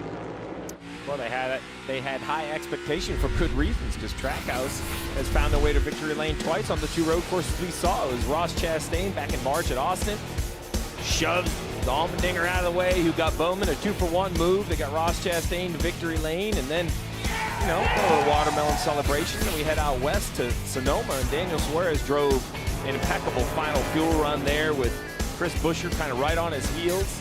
Never missed a corner, never missed a step. Had a big celebration. Left Sonoma, went down to his hometown in Mexico. And he's a great follow on social media. Yeah. Daniel Suarez on Instagram it's great to see his personality, the things he enjoys. Passionate about racing. It's Volkswagen Bugs. Well, in the Sonoma race, Daniel's amigos, they were there in full force and cheering him on, seeing his first ever win. Parker. And guys, what's fascinating about him losing the rear end of that race car and getting very loose right now is this is sort of a trend, talking to a lot of drivers and teams at the ovals, where these cars can change on a light switch. And I was speaking to Daniel about this, and he said he felt it in practice a little bit, where the car was really good. They just sort of slid the left rear one time, and after that, he couldn't get the left rear grip up at all. It's just one of those things you have to be really careful of inside this next-gen car, is overheating those rear tires at any point, Kim. You see Chris Buescher running in that 7th position. He's been quiet on the radio. No major complaints about that car during this run. But when I talked to him this morning, he said they are not points racing at all. They sit 22nd on the playoff grid. All race-winning strategies is the calls they're trying to make today, because points racing is not in their game plan. So at this point, 37 laps, 25 to go. Stevie, if you're the crew chief, what kind of call are you making to win the race when you're riding in 7? Well, much what DJ had mentioned about Cindric and Briscoe kind of applies to this car as well, because, you know, we expect these guys to go 19 laps on fuel. That's about 5 laps away. The window will open. You can come to pit road, assuming you can make it to the finish, as we see a little defensive move out of Mcdowell into turn 1. So you could try to come really early, but they also have another set of tires, and I think that's going to really be the conversation. Not just when you pit under green, Rick, but if we do get that late yellow, do you think tires are important? I don't think the front 3 or 4 cars will pit, but someone will. Will it be someone like Chris Buescher? Will he be the first car to come get fresh tires and try to attack later? But I can assure you, 24 laps is a long, long time around this racetrack. We have yet to see. There's going to be a turning point. We don't know what it's going to be, whether it's a yellow or a mistake or a restart, and you want to be on the right side of that turning point. 96 miles remaining. I mean, that's 24 laps. That is a long race still to go here in stage 3. But it's Chase Elliott who's been dominant this afternoon.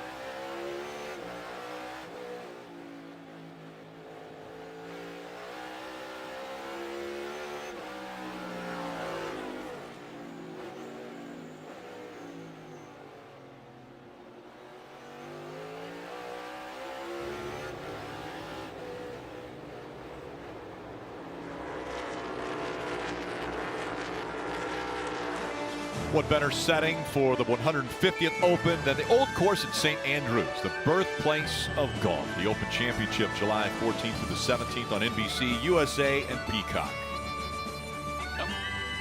And a little off-track action there as we go high above this 4-mile road course. Aerial coverage brought to you by Geico. 6 of Keselowski, a little bit of issue. Yeah, looking at the turn, we're at the top of turn 6, looking at back toward turn 5.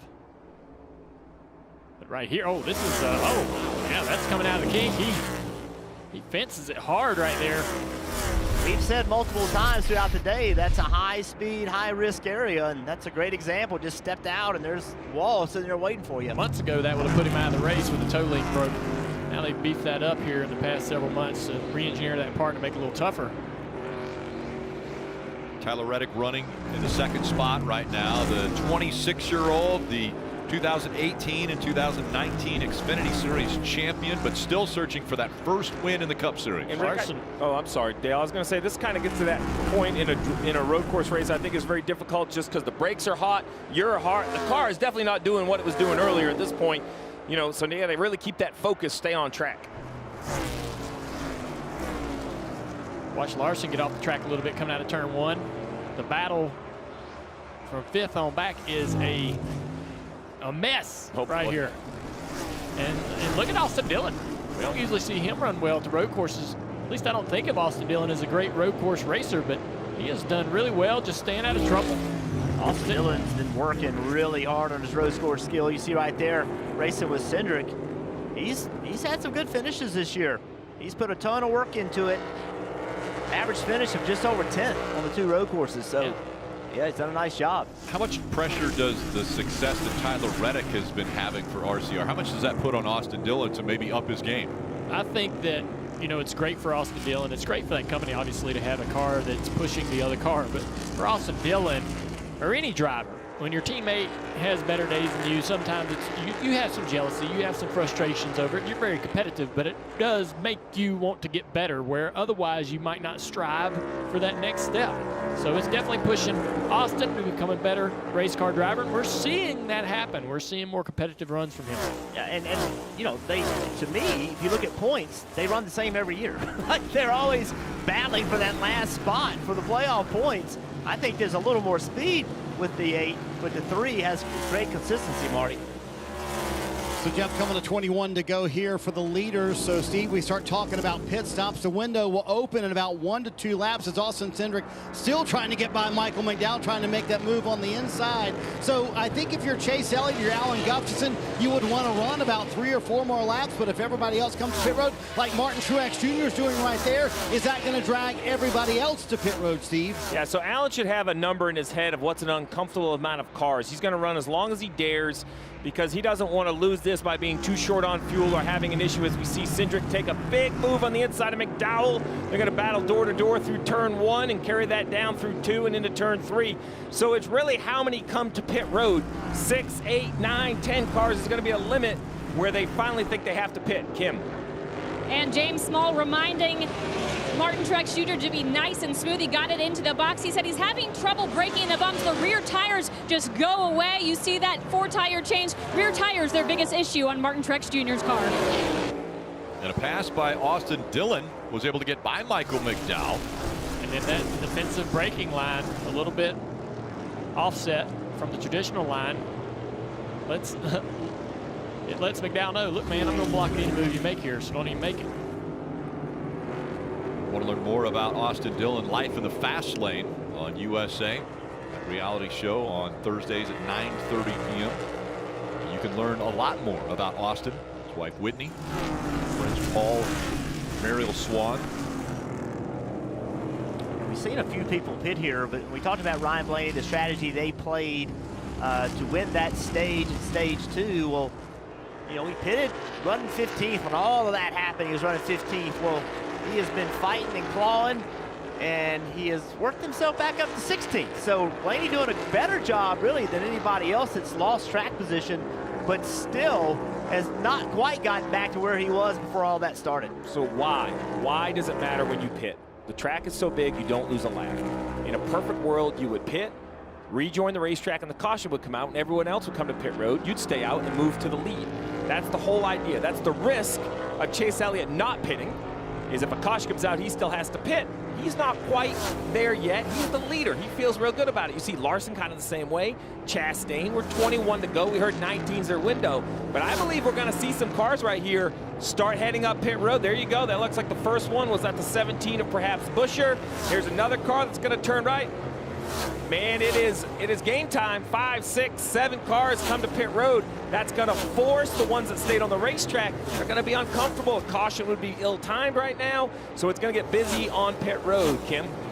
And Michael McDowell told me this morning if they can't win this race, they're at least looking for a top 5. That consistency is what what kept them going all season long. That 34 you see right there, the biggest struggle, lacking lateral grip. It's going to be 4 fresh Goodyear tires. Parker? Also on pit road is Christopher Bell, as you ride on board on the bottom there, just struggling with that car being tight right now. You see 4 Goodyear tires going on him in full Sunoco fuel, also struggling with a bit of a long pedal late in the runs, as most of Joe Gibbs' cars are struggling with braking. As you see a little bit of time there on the right rear, is taking a while here on the 20 for Christopher Bell. It's disastrous, came in, was having a top 10 run, and now they're continuing to struggle here on the right rear. Finally gets that wheel and he's away. Yeah, obviously a slow stop right there. You heard Parker talk about a long pedal, Junior. Long pedal means the brake's just not working as well as he wants to. You want to push that pedal about an inch and get a lot of friction. He's having to push it 2 or 3 inches to get that friction. That probably means it's gotten very hot, or it's an extreme amount of brake pad wear. And Steve, the only way this strategy works for those guys that came to pit road is if there's a caution. Well, they still have their fresh tires on, so they're also making time on fresher tires. So there's tire fall off. They're going to pick up a second or two. You just don't want to make a mistake. The 18 of Kyle Busch, he got caught speeding on pit road. With 20 laps to go, going to be next to impossible to recover from a penalty. But new tires help. They're going to go faster around the racetrack. The concern for these guys, right? If we run green to the end, they could be close on fuel. Overtime, a couple extra laps is 8 extra miles. The thing that's important to point out about the top 2 right now, Chase Elliott in the first 2 stages pulled out to at least a 6-second lead over whoever was in second. And right now, Reddick has been able to stay within a second of Chase Elliott as he brings it to pit road now. So this is the strategy. The race leader has come to pit road, Steve. Backwards pit stops. You're on the same lap. I love this. This is mano a mano. You guys against us. Let's see who can go faster on pit road, Marty. In fact, the top 4 pitting as well. You see on the left-hand side of your screen, Kyle Larson, Ross Chastain. Now, in fact, a lot of cars coming down pit road. Top 7 so far, top 8. Chase Elliott also noticed, and Alan Gustafson noticed, that Tyler Reddick was catching them at the end of the run. Enough cars had come down pit road. Reddick hits his stall. They're very happy with what he has done. They said, he's only beating us in 3, 5, and 6. That means there's 11 corners.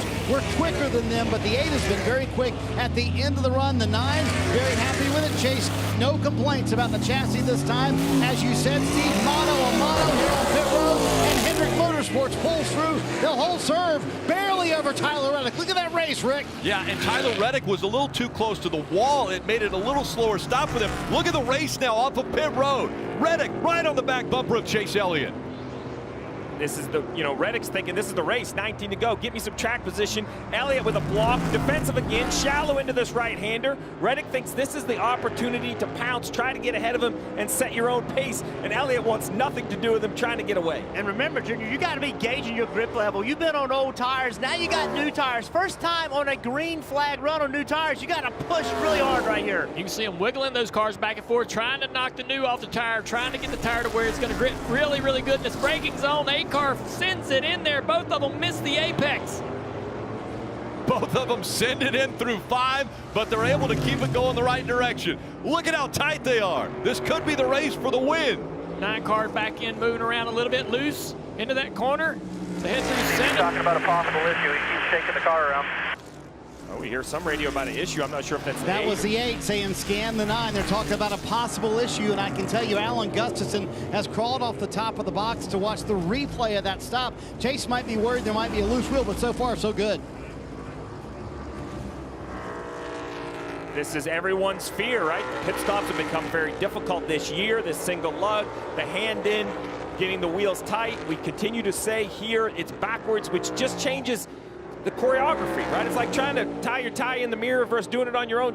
Everything is backwards. Mirror image what you're trying to do, where timing gets to be so important. We'll see if this issue continues for the 9 or if it isn't an issue. And here comes the 8 continuing to press. The 9 just seems to be twitchy.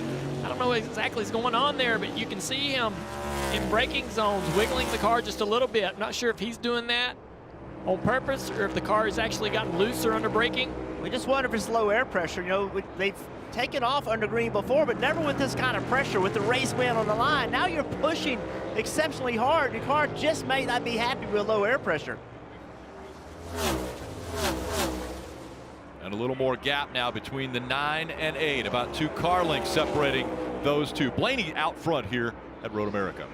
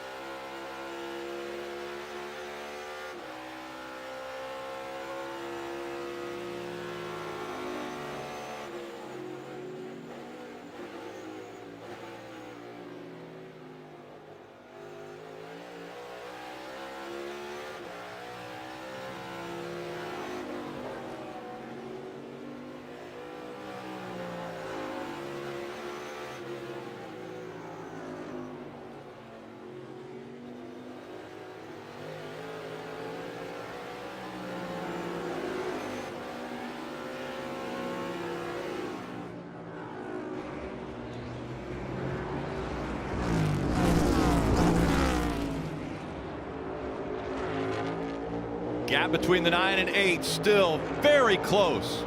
Denny Hamlin right now out in front at Road America, but still has to come to pit road.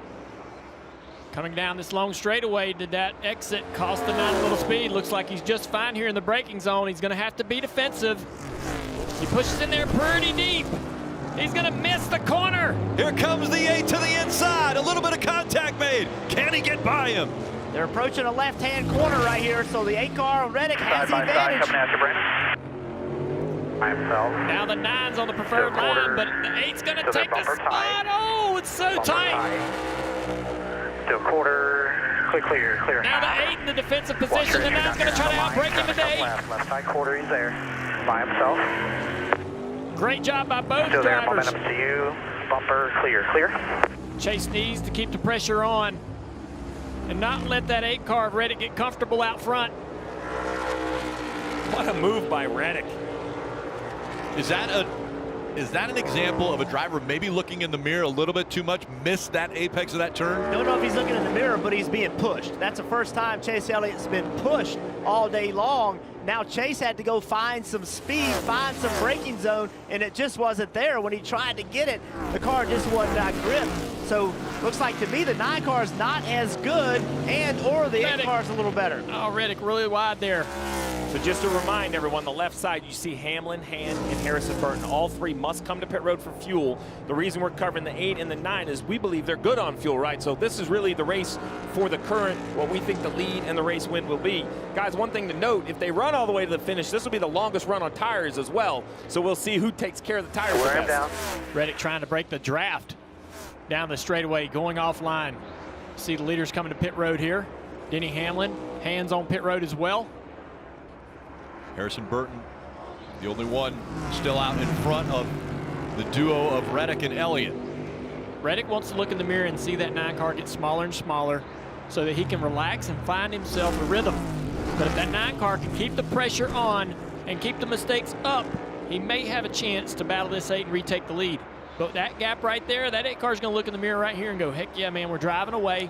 I need to calm down, settle down, not overrun the corner, not push the car, slide the tires. Reddick's been in this position multiple times in his career so far. It has not worked out yet, has not been able to get a win. Looked like at Bristol, he had that race won, got run over on the last lap. He's got to ignore all that and look out of the windshield. Don't pay attention to the 9 car, just pay attention to what's out front. Hit your marks. Don't try to go slower. That's the worst thing you can do as a driver, especially a guy like him that attacks. Keep attacking right here. Well, and the interesting point is these guys battled so hard. We continue to talk about how these tires can be abused. What about Kyle Larson back there, one position behind them, right? Has he been able to drive a little straighter, a little calmer, not spinning those rear tires? 16 laps. I mean, oh, short run. Okay, Rick, 16 laps is over 60 miles. Yeah, 64 miles. Yeah, this is a long racetrack. 16 laps is almost an entire fuel run, a gallon a lap. So there's a lot of racing left. And if you lose traction, Dale, right, you start sliding through these corners, you're going to lose times in big chunks down these long straightaways. That and you're going to beat the tires up. You got a long way to go with 16 laps, coming to 15 to go. That's a long, long way around this 4-mile course. So you do need to take care of the tire. Try not to slide it. Jeff, you're right. He's got to run his pace that's comfortable for him, maximize speed, but he doesn't need to make those mistakes like we saw Chase make to give up the lead. Doesn't need to slide the rear tires or the front tires into the corner and cost himself lap time on the end of this run when he needs it. How about the implications? If Reddick gets to victory lane, right now 18th in the point standings, he gets to victory lane, locks himself into the playoffs. Here's another drive that could be potentially 13 winners. But still, 15 laps to go at Road America. Reddick looking for his first win.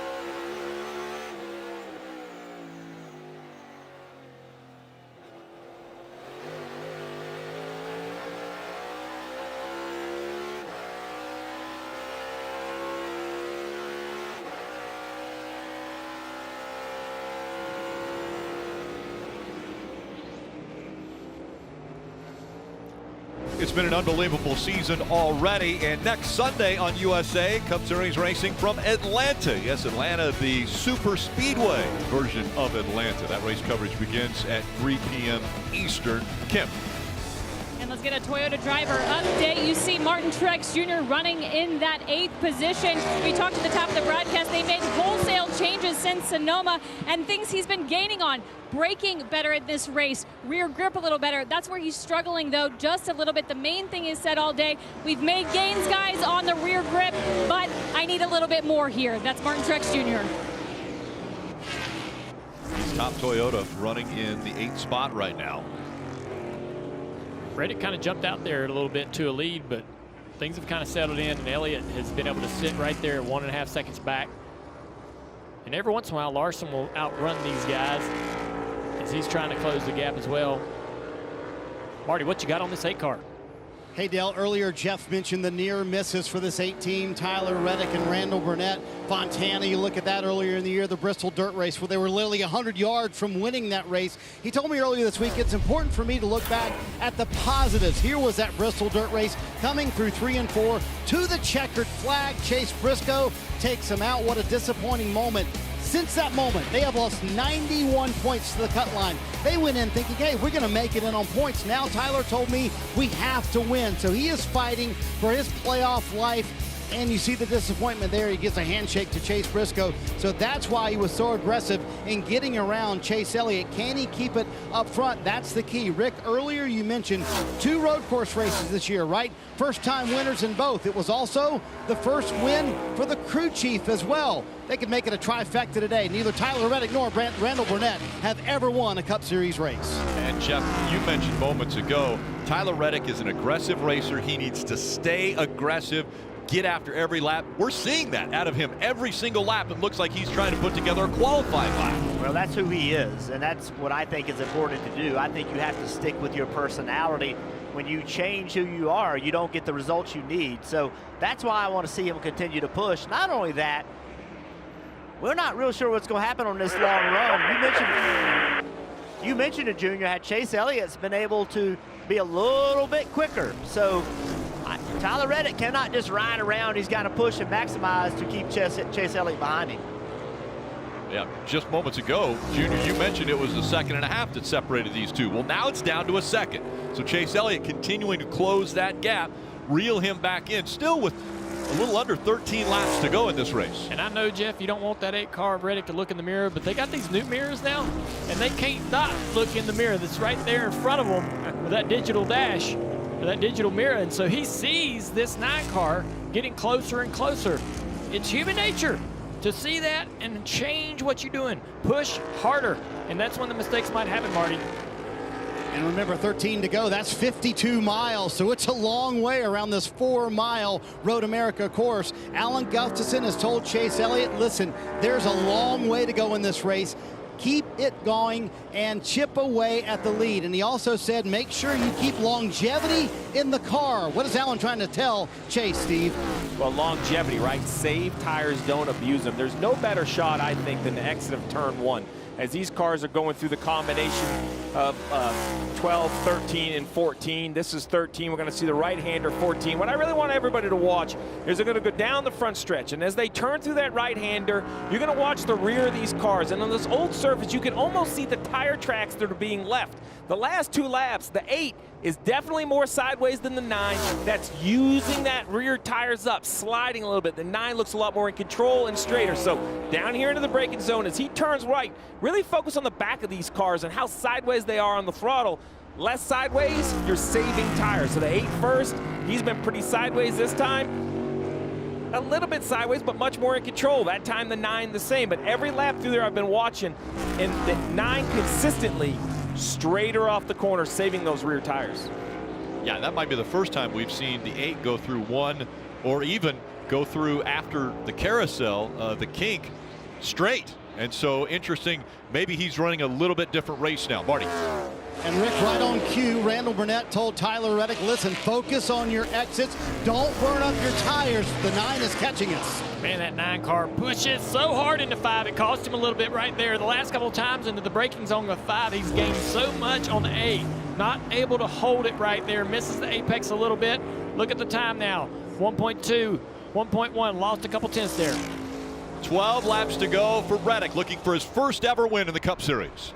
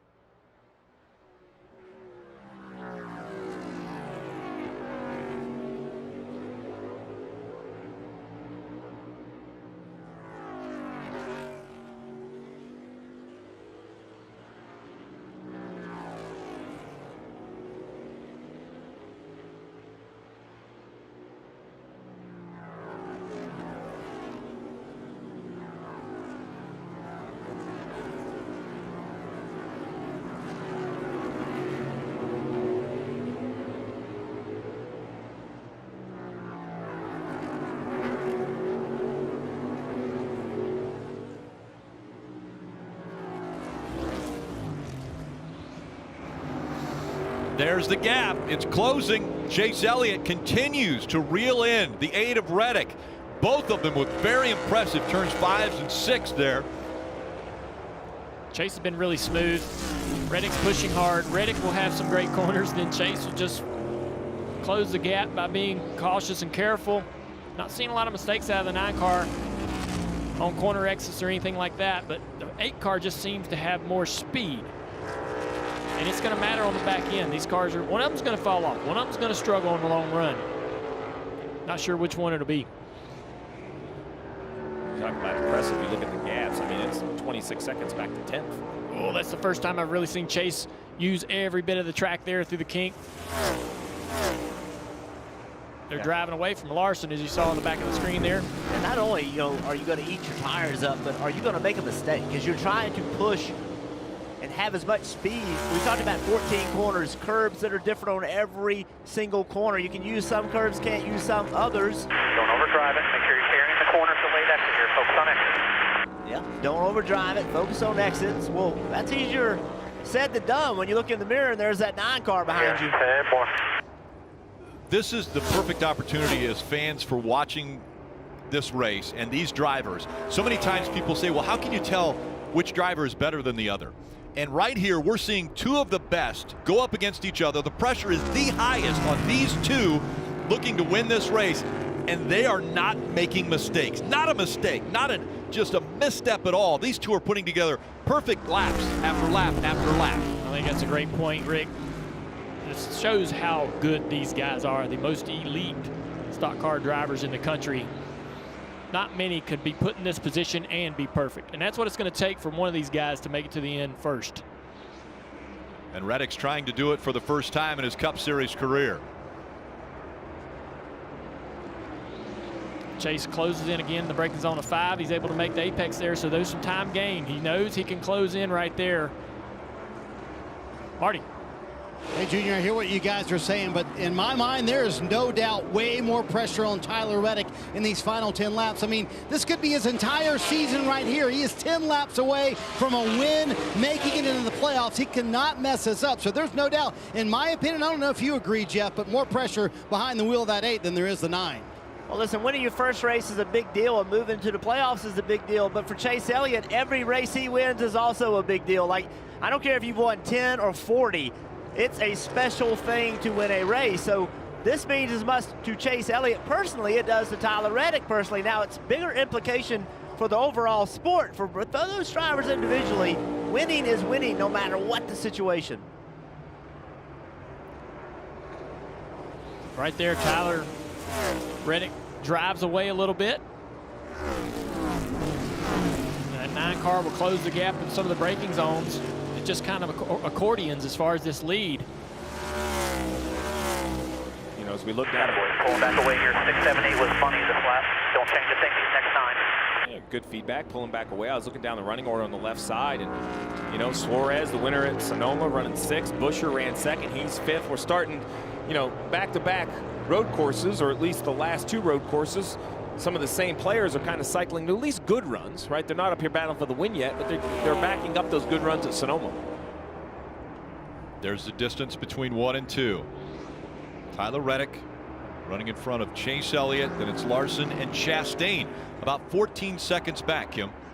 And Chastain having a great day, and they were one of the teams that was paying attention to that battle between Tyler Reddick and Chase Elliott, and they came on the radio, Chastain, and said those guys had to have worn out some of their tires, so for us, we're not out of this. Save as much tire as you can, Ross.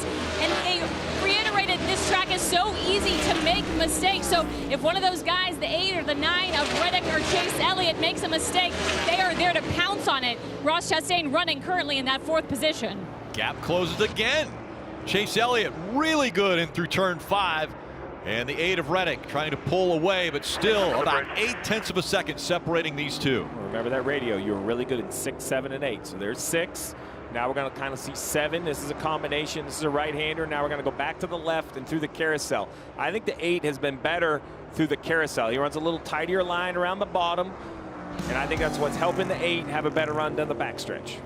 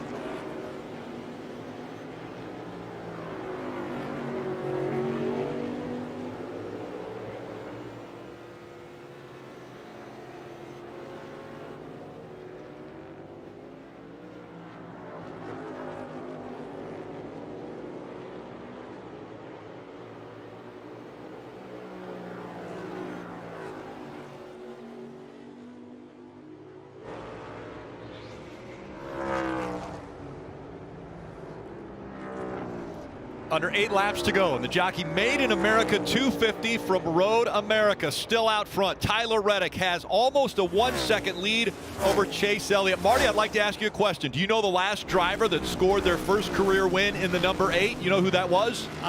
Dale Earnhardt Jr. maybe? Back in 2000, that's correct. There you go, pretty cool stuff. And Randall Burnett, the crew chief, who's trying to get his first ever career win here in the Cup Series as well, told his driver Tyler Reddick a moment ago, do not look in your mirror. All out the windshield. I do not want you looking at that mirror. Look at Randall trying to get a little relaxation here. You can feel the tension here in the 8 pit. Under 30 miles to go, facing what could be their first win and a berth in the playoffs. Steve, what does it feel like sitting on top of that pit box, hoping your driver can pull this thing off? What you really try to do is make sure if there's any information you feel he needs, you're delivering it, but you're not talking just to talk. You're not, how can I help but not distract? And that could be a very finicky situation. Right now they have so much data on how they're driving, what they're driving. You're scanning the 8 as now we see Bubba Wallace pulled off somewhere on racetrack. Looks like that's in the turn 5 area through that. If he missed the turn, went into that area. Yeah, so I think he's out of harm's way. That's where these guys are coming right now, is down into turn 5, so he's probably gone straight into those tires and get out of the way.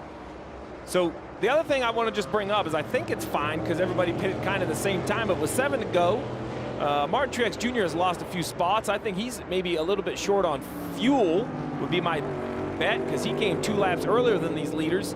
We just want to bring up the fact that we've talked about fuel. We talked. I just don't want him thinking that it was okay how we missed it. I talked to Alan Gustafson on NASCAR America Motor Mouse this week, and I asked about fuel, and he almost turned a little peaked and said, I don't want to think about it.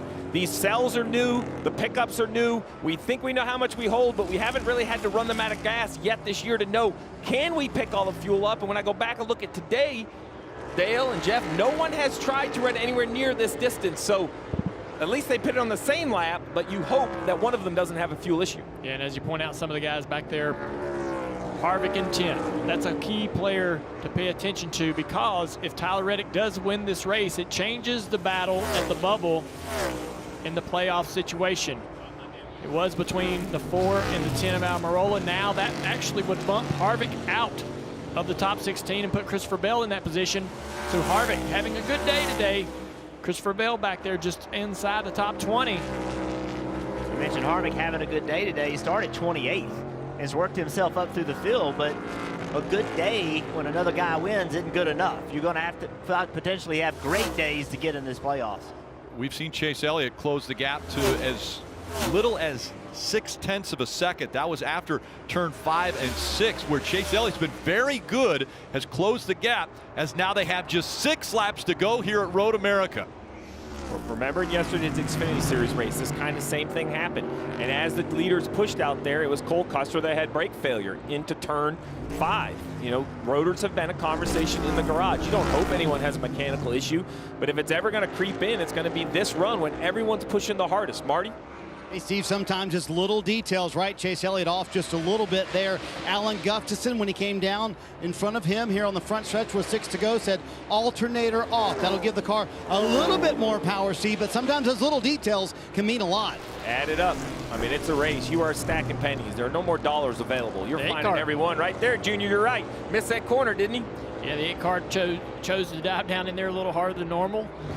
Both of them really didn't do well with the apex on that corner, so it doesn't really change the lead too much.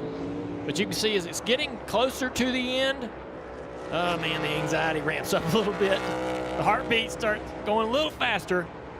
And you're asking more of your car because Chase Elliott's pushing you. Chase Elliott is pushing to try to catch Reddick. Tires are worn out, brakes are worn out. Brakes are hot. The car doesn't drive as good as it did early in the race, but you got to get more out of it somehow. And as a driver, that's how it's so easy to overstep your bounds. But this is tense moments for both of these guys. Yeah, the last couple corners, that was really good for Reddick. Look at that gap now to 1.5 seconds. Just like that. If he happens to look in the mirror, he might be happy with what he sees. I know they're telling him not to. Junior, what did you see in Tyler Reddick? You hired him. He was a champion for you in the Xfinity Series. What was it about this young man that you saw that you wanted him driving for you? Just a ton of raw talent. And if it can be polished and molded, you know, he has just really, really good speed right out of the gate, can take any kind of car and be quick, young, open-minded, easy to teach, easy to, you know, kind of shape into the driver that you want. Take a deep breath here, stay focused. And I will 12, stretching out to 5 to go here at the strike, 5. He had a great experience at Junior Motorsports, but I've got to give RCR a lot of credit. They took this kid and made him even better, running him a year in the Xfinity Series, moving him to the Cup Series and working with him. It's helped make their company better, having a driver of this talent on board. Jeff, you asked what's it like to be a crew chief. Well, you've got to stay in the game. What happens if a yellow comes out? Because as we're watching this lead, this is back for 13th, 14th, and 15th. They're beating and banging. They don't care about these leaders. They're trying to get a better finish. One car gets pushed off, as Blaney was almost off right here. Well, I'll call it off. That wasn't almost. That was off. You know, this can create that yellow. You know, sitting on top of the pit box, you always have to be asking yourself, what if? What if the yellow comes out? What do I need to do? The other thing I'll tell you, Rick, is it's absolute agony in these closing laps, and there's no more agony you would rather have. You work your entire career to sit there and stress about these last 5 laps. It's an amazing feeling for sure. And Steve, if a caution does come out, do we see these guys come to pit road for fresh tires? I don't know how you would give up the lead because somebody would probably stay out. But if you're Chastain, Busch, or Suarez, Cindric, somebody I think would drag most to pit road. You know, tires haven't mattered a whole lot, but that's when they were 4 or 5 laps different. These cars right here have 15-lap tires on it, 4 miles around here, long straightaways. We saw Austin Cindric win an Xfinity race from like 22nd on a green-white checker. So this is a track that you have to really pay attention to. Jeff, we talked about Harvick as we watch this battle for the lead, sort of lengthen out a little bit as Elliott seems to be falling off. We talked about Harvick having a great day. A.J. Allmendinger's been able to battle back. McDowell's hung around that top 10 like we expect from him. Buscher again with another great day. Yeah, Ryan Blaney, he's fought back. He stayed out, got those stage points. Thought that was really going to hurt him. He's fought back to 12th place. Nice job. Ricky Stenhouse back down there in 20th. Pretty solid day for him at the road course. Still really surprised on the negative side of things that Joe Gibbs Racing and where they are with the road course. They have such good road course drivers and they just have not been able to find a way to be in the battle. Mark Truex Jr., how long ago was it? There he is, you know, that we were talking about him being one of the best ever road course racing. Parker. Yeah, Jeff, and just looking at the 20 car, the 11, the 18, listing those drivers throughout the day, they've also all fought brake problems inside those Joe Gibbs Racing Toyotas, just having long pedals, losing the brakes. Kyle Busch actually came on pit road. They did major suspension adjustments at one point, so just have not found that road course pace that they've been looking for at Joe Gibbs Racing. You know, when you, wow, a lot of contact right here. Austin Dillon having to fight hard. Really going at it, but 14 missed the kink or got off on the exit of the kink, and that's presented this battle an opportunity for Austin, and they're getting pretty aggressive with each other. Yeah, they're going to go side by side into turn 1. Austin put a block on and said, well, okay, I'll just go outside. A little side draft by both drivers trying to keep the battle even, heading down in the braking zone of turn 1. Briscoe on the outside, Dillon on the inside as they go through 1. Whoa, sliding it. Yeah, huge battle right now going on for the 14th spot. Dillon has it, and you see the cross over there by Briscoe. Now Briscoe's right on him down this straightaway. Coming into turn 5. Buster's joined these guys. He's going to try to do something here. If Tyler Reddick could see this battle, he would be begging his teammate not to get the caution. Wow. Just as I said it. Yeah, I mean, yeah, he's going to work himself back in. That's just an example of pushing hard. Brake's not as good, late in the run. What's crazy about that, though, in last year's car, he'd have been in the sand trap or in the fence. This car, with the braking package and the tires and everything, just slows it down, gets stopped, rejoins the race, loses a few spots, but he's racing. Actually slides the rear tires. We could have never slide a rear tire in the cars we drove. 48 really wide here in the dirty part of the racetrack. Bowman trying to get everything he can get here at the end of this race. You're right, man. All these cars, their tires are shot. Brakes aren't any good. There's no grip. Dirty air. You're hot. You're tired. Watching this great battle. Reddick still 2.5 out on Elliott. Yeah, with that big of a gap, we're making sure to show you a lot more of the tight racing. There's the distance between 1 and 2 right now. First and second, Reddick and Elliott separated by 2.6 seconds. Reddick coming up on a little bit of the slower lap traffic. Larson 17 seconds back in third. Chastain, as we heard from Kim earlier, a good run for Chastain. And Suarez of Trackhouse Racing, they're 4th and 5th. Buescher is 6th for RFK. Cindric in 7th. Mcdowell 8th. Allmendinger in 9th. And Kevin Harvick in 10th. We mentioned if this continues the way it's running now, Tyler Reddick, if he gets the win, that will push Harvick out of the playoff window. He will not be in that 16th spot. It will push him to 17th. First-time winners already in 2022. Austin Cindric, Chase Briscoe, Ross Chastain, Daniel Suarez. Those two, the last two, got their first win on a road course. Could this be the 5th first-time winner in 2022? That would equal and actually improve upon what we have seen in NASCAR before as far as first-time winners, and that happened the second year NASCAR was formed. That's why there were so many first-time winners before. And think of what Tyler Reddick did. He came here, he ran the Xfinity Series race, ran extra laps, put an effort in as a driver to get more comfortable on this racetrack. I know the cars are different, but you have to ask yourself, are all of those laps helping him be aggressive at the end of this race? Yeah, the other thing about Tyler Reddick, when I think about Tyler Reddick and what makes him so good is when he won those championships in the Xfinity Series at Homestead, he put that thing on the wall and didn't care. And other drivers weren't willing to do that.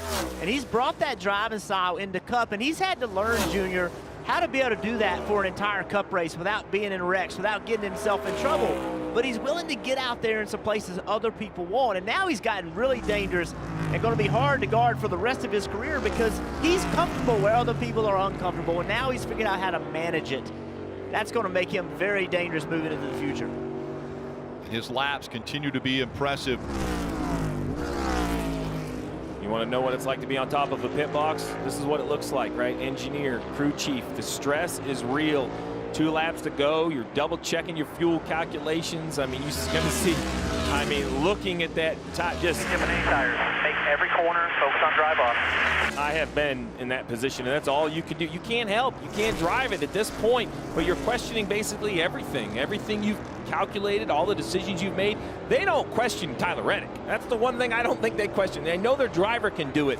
You just know the white flag, Marty. You'd love to see that white flag. That way you know you're not going into overtime. You can just feel the tension down here in the 8 pit. You saw Randall Burnett on the pit box, a longtime spotter, Derek Nealon. He keeps giving them updates on how far back the 9 is, and he radioed to him a moment ago on Channel 2. He said, Randall, I'm doing everything I can, bud. I promise you. You know these guys are under the pressure to get this first win. And Marty mentioned Derek Nealon, the spotter. Derek Nealon is one of the very best spotters out there in helping young drivers. Gives a ton of information. He pushes them. Oh, Austin Dillon with a problem. Derek Nealon is part of the success of Tyler Reddick. Left front is down on the 3 of Austin Dillon. Can he limp all the way around the track to get back to pit road? Yeah, the 8-car Reddick's trying to get to this white flag before anything happens. Any kind of carcass or any debris comes off this car. Reddick into Canada corner. You mentioned the spotter being a critical role to this team. He's got 3 or 4 spotters around this racetrack helping him navigate today. All those guys doing a great job. Does not want a caution to come out. 5, there's the 3-car. So by 40. It's his teammate. He's going to pull off into the off-track access area, which is off of turn 5. All you have to do is take the white flag right here, keep it on track all the way around. Here he comes. Just off of 14 behind. Coming up on 1 lap to go, presented by Credit One Bank. White flag in the air. One more time around for Tyler Reddick. Getting a lot of great information from his team about the lead, about how he can just take it easy here. Look at him, not using all of the curve there on corner exit, just a smooth entry and exit. No problems. 71 races since Richard Childress Racing won.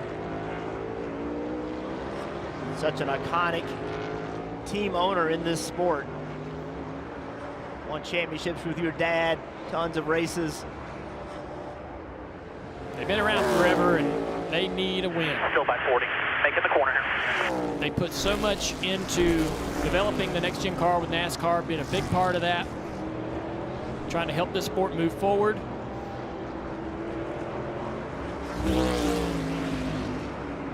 They got a real talent here behind the wheel. An opportunity for them to make some more noise deep into the playoffs with this driver. Get off by 30, just be disciplined. It was 1950, the last season, that there were 5 first-time winners through 18 races. And again, 1950 was the second year of the sport. And so that's why there were so many first-time winners.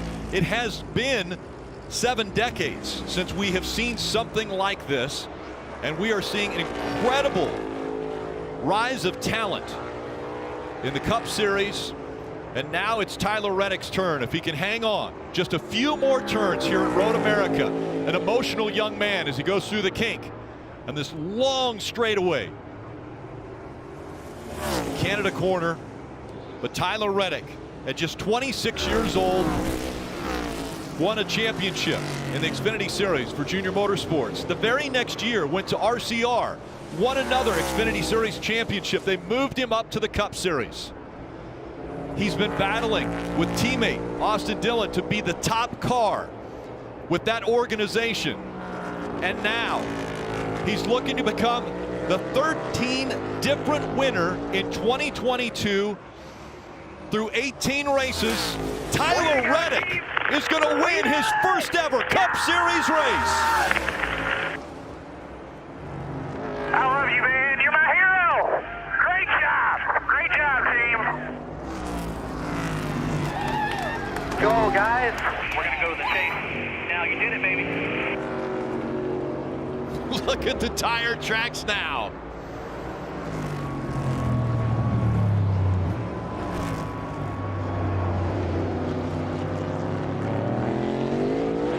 Celebration for turn 5. The hard work that's gone in for Tyler Reddick, who's the youngest. I see you this morning. Congratulations, all you guys. Congratulations. That's RC right there. Richard Childress getting on the radio. You saw Chase Elliott come by, congratulate Tyler Reddick. So many times this young man has been the youngest to do so many things in racing.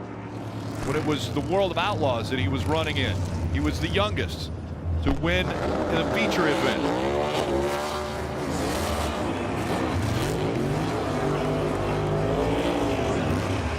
After 5 second-place finishes for Tyler Reddick, he gets his first ever Cup Series win, and it comes at Road America.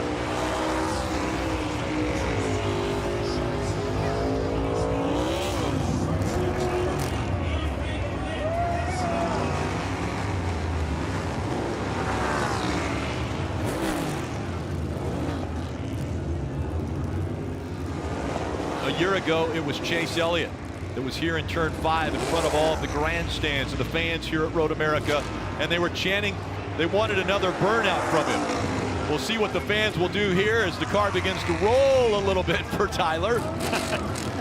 He's taking his foot, shoving it in gear. He climbs up to celebrate win number 1 for Tyler Reddick. Brad Keselowski comes by to congratulate him. Brad had Tyler in his truck there for a couple years.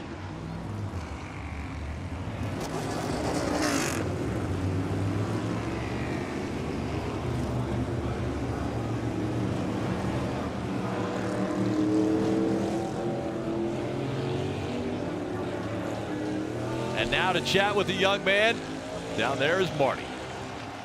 The 2-time NASCAR Xfinity Series champion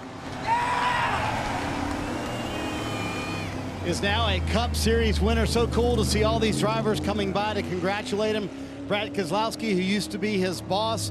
What were you thinking as you were racing Chase Elliott there for the lead and eventually what wound up being the win? Well, I definitely knew he was fast, but we could stay with him on the long run, which told me if we cycled through that last that pit sequence, we would be close or get around him. We'd have a great shot. Didn't quite get around him. We were within reach, and thankfully just waited for the right opportunity and was able to take advantage of it in turn 6. And I thought he was going to run me back down. I started to make some mistakes, started to take care of the brakes. I realized I didn't need to, and yeah, we're in good shape there. What a day.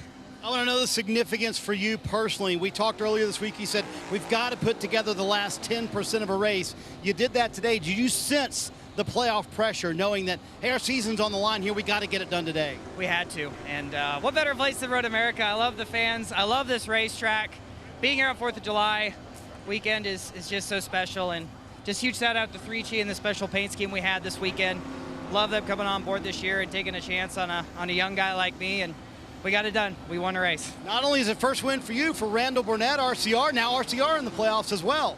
Yeah, Randall's been working at this for a very long time, and he's always believed in me. Everyone on this team at Richard Childress Racing has believed in me, and I made a lot of mistakes along the way, but man, this year's been one mistake away from greatness all year long, and we finally did it today. Feels great. Knowing the significance of this moment, what's the party going to be like tonight?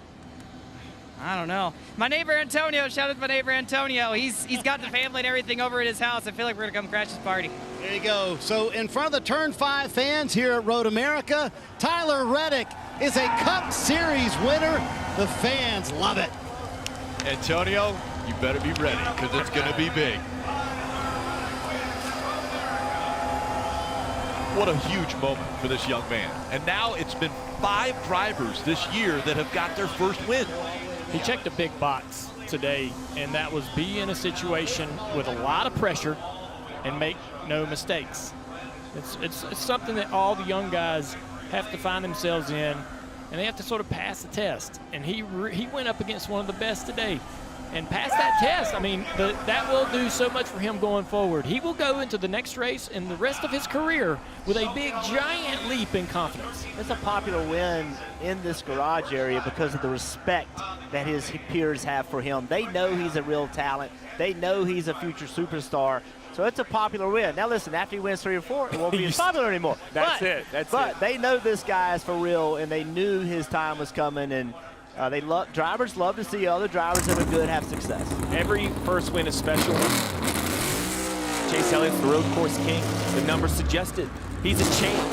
He's the guy. If you're going to be the guy at a road course, I'm not sure there was a bigger name or a bigger star that Reddick wanted to beat. He did it today. That smile, I don't think it's going to come off in the next few weeks. Congratulations to Tyler Reddick and Randall Burnett. Yeah, spectacular race for Tyler Reddick. This checkered flag moment brought to you by Advanced Auto Parts. He gets his first win. The Corning, California native gets Richard Childress Racing back into the winning ways and back into the playoffs. Now, a shot at the championship in front of Tyler Reddick.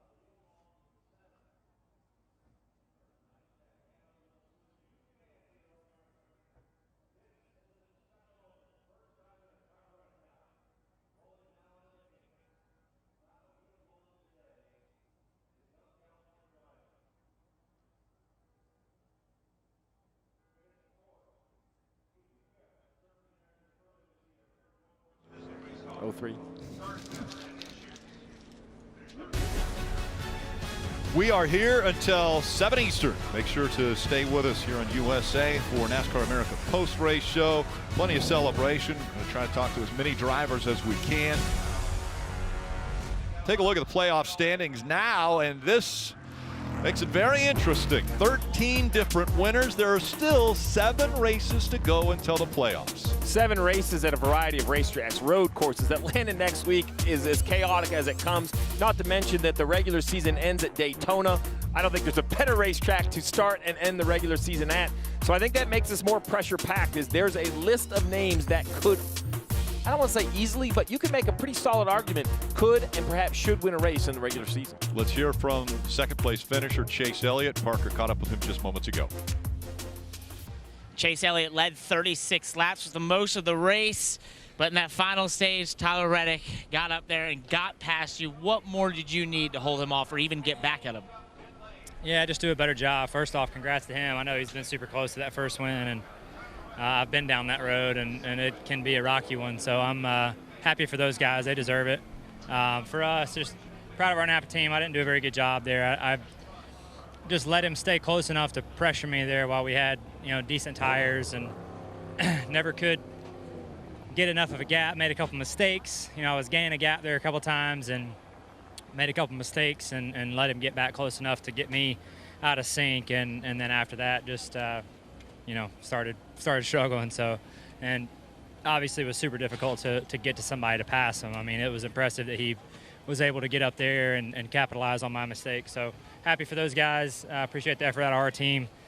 Wish I could have done a better job there. I felt like, we probably needed a little bit, but I think we were good enough to win. So those always hurt. You and I are sitting down right here. It's a hot day out there. We saw you pushing. You were going as deep as you could in every braking zone, trying to find. How tough is it to try and make a pass, and why was it so impressive, that pass he made on you when you weren't able to get back by him? Yeah, I mean, just, these cars are very aero-sensitive, and, even more so nowadays, even more than last year's car. So, and as the season goes on and everybody's cars become more the same as we learn what everybody needs in their vehicles, every car is going to become the same manufacturer to manufacturer, and as that becomes the case, track position is going to become more and more of a premium. So that's just motorsports nowadays. Aero is huge, and you can't unlearn. So that's the road we're on. Left it all on the racetrack here for Chase Elliott, coming up short in second. I think Hendrick Motorsports has to be pretty happy though, because they have been able to improve on their pace at the road courses. Had 2 cars in the top 3 there. Trackhouse was able to climb into the mix as well, finishing well. So I know Chase is disappointed. I think that he had such a great car to start. Other guys made their cars better. Maybe he lost a little bit. We heard him about his brake issues and other things going on, but big step in improvement for Hendrick Motorsports. Yeah, and I think you just got to credit Tyler Reddick and his team for making their car better when it counted. He had a little bit better car, was able to put pressure on Chase Elliott. That forced a mistake by Chase, but the pace of Tyler Reddick is what put him in that issue. The other thing I found interesting was that Chase Elliott said, hey, I'm glad he won. I've been in that situation. I know what it feels like. It took Tyler Reddick. He had 5 runner-up finishes before he won his first race. Chase Elliott had 8. And when you keep finishing second and you don't get that win, everybody's like, when are you going to win? When are you going to win? You never hear the end of it. So Chase understands the relief that Tyler Reddick feels right now. Yeah, pretty incredible day for Reddick and for RCR, Steve. It was an impressive run for RCR. We saw a year ago the battle to try to make the playoffs with the 2 cars, and it looked like they were going to be in the same position this year. Reddick kind of checked that off. But, Rick, I really look back. We talked about at the beginning of the day. Brakes were in question. Pit stops were in question. Execution was key. And in my mind, the battle for the lead just came down to great execution by both of those teams, and then we saw talent on display. I think that's the goal for any one of this race, is to see the stars, which are the drivers, show us how good they really are. Randall Burnett gets his first ever Cup Series win. You've been around him a lot. You know kind of his upbringing and everything. How big is this for a crew chief to get their first win? Well, it just reaffirms the fact that you belong here. That Winners Club is a fraternity. When he goes to pick pits next week and see all the other crew chiefs, he's going to have a little bit more confidence, walk a little bit taller. He's had great cars. We've seen him put cars underneath Reddick that can win. But, shoulda ones and coulda ones are a lot different than trophies on the shelf. And now they have a trophy on the now they've done that in the Xfinity Series, But this is the big show. This is the Cup Series. This is on Sunday. Now the two of them together, they've always believed in one another. This is going to be a shot of, just adrenaline in the arm to finish out this regular season. Yeah, huge confidence for the entire 8 team, as now they are winners in the Cup Series. You see the entire team celebrating in victory lane. Marty, Brad, DJ, they will take us the NASCAR America post-race show until 7 Eastern. Stay with us.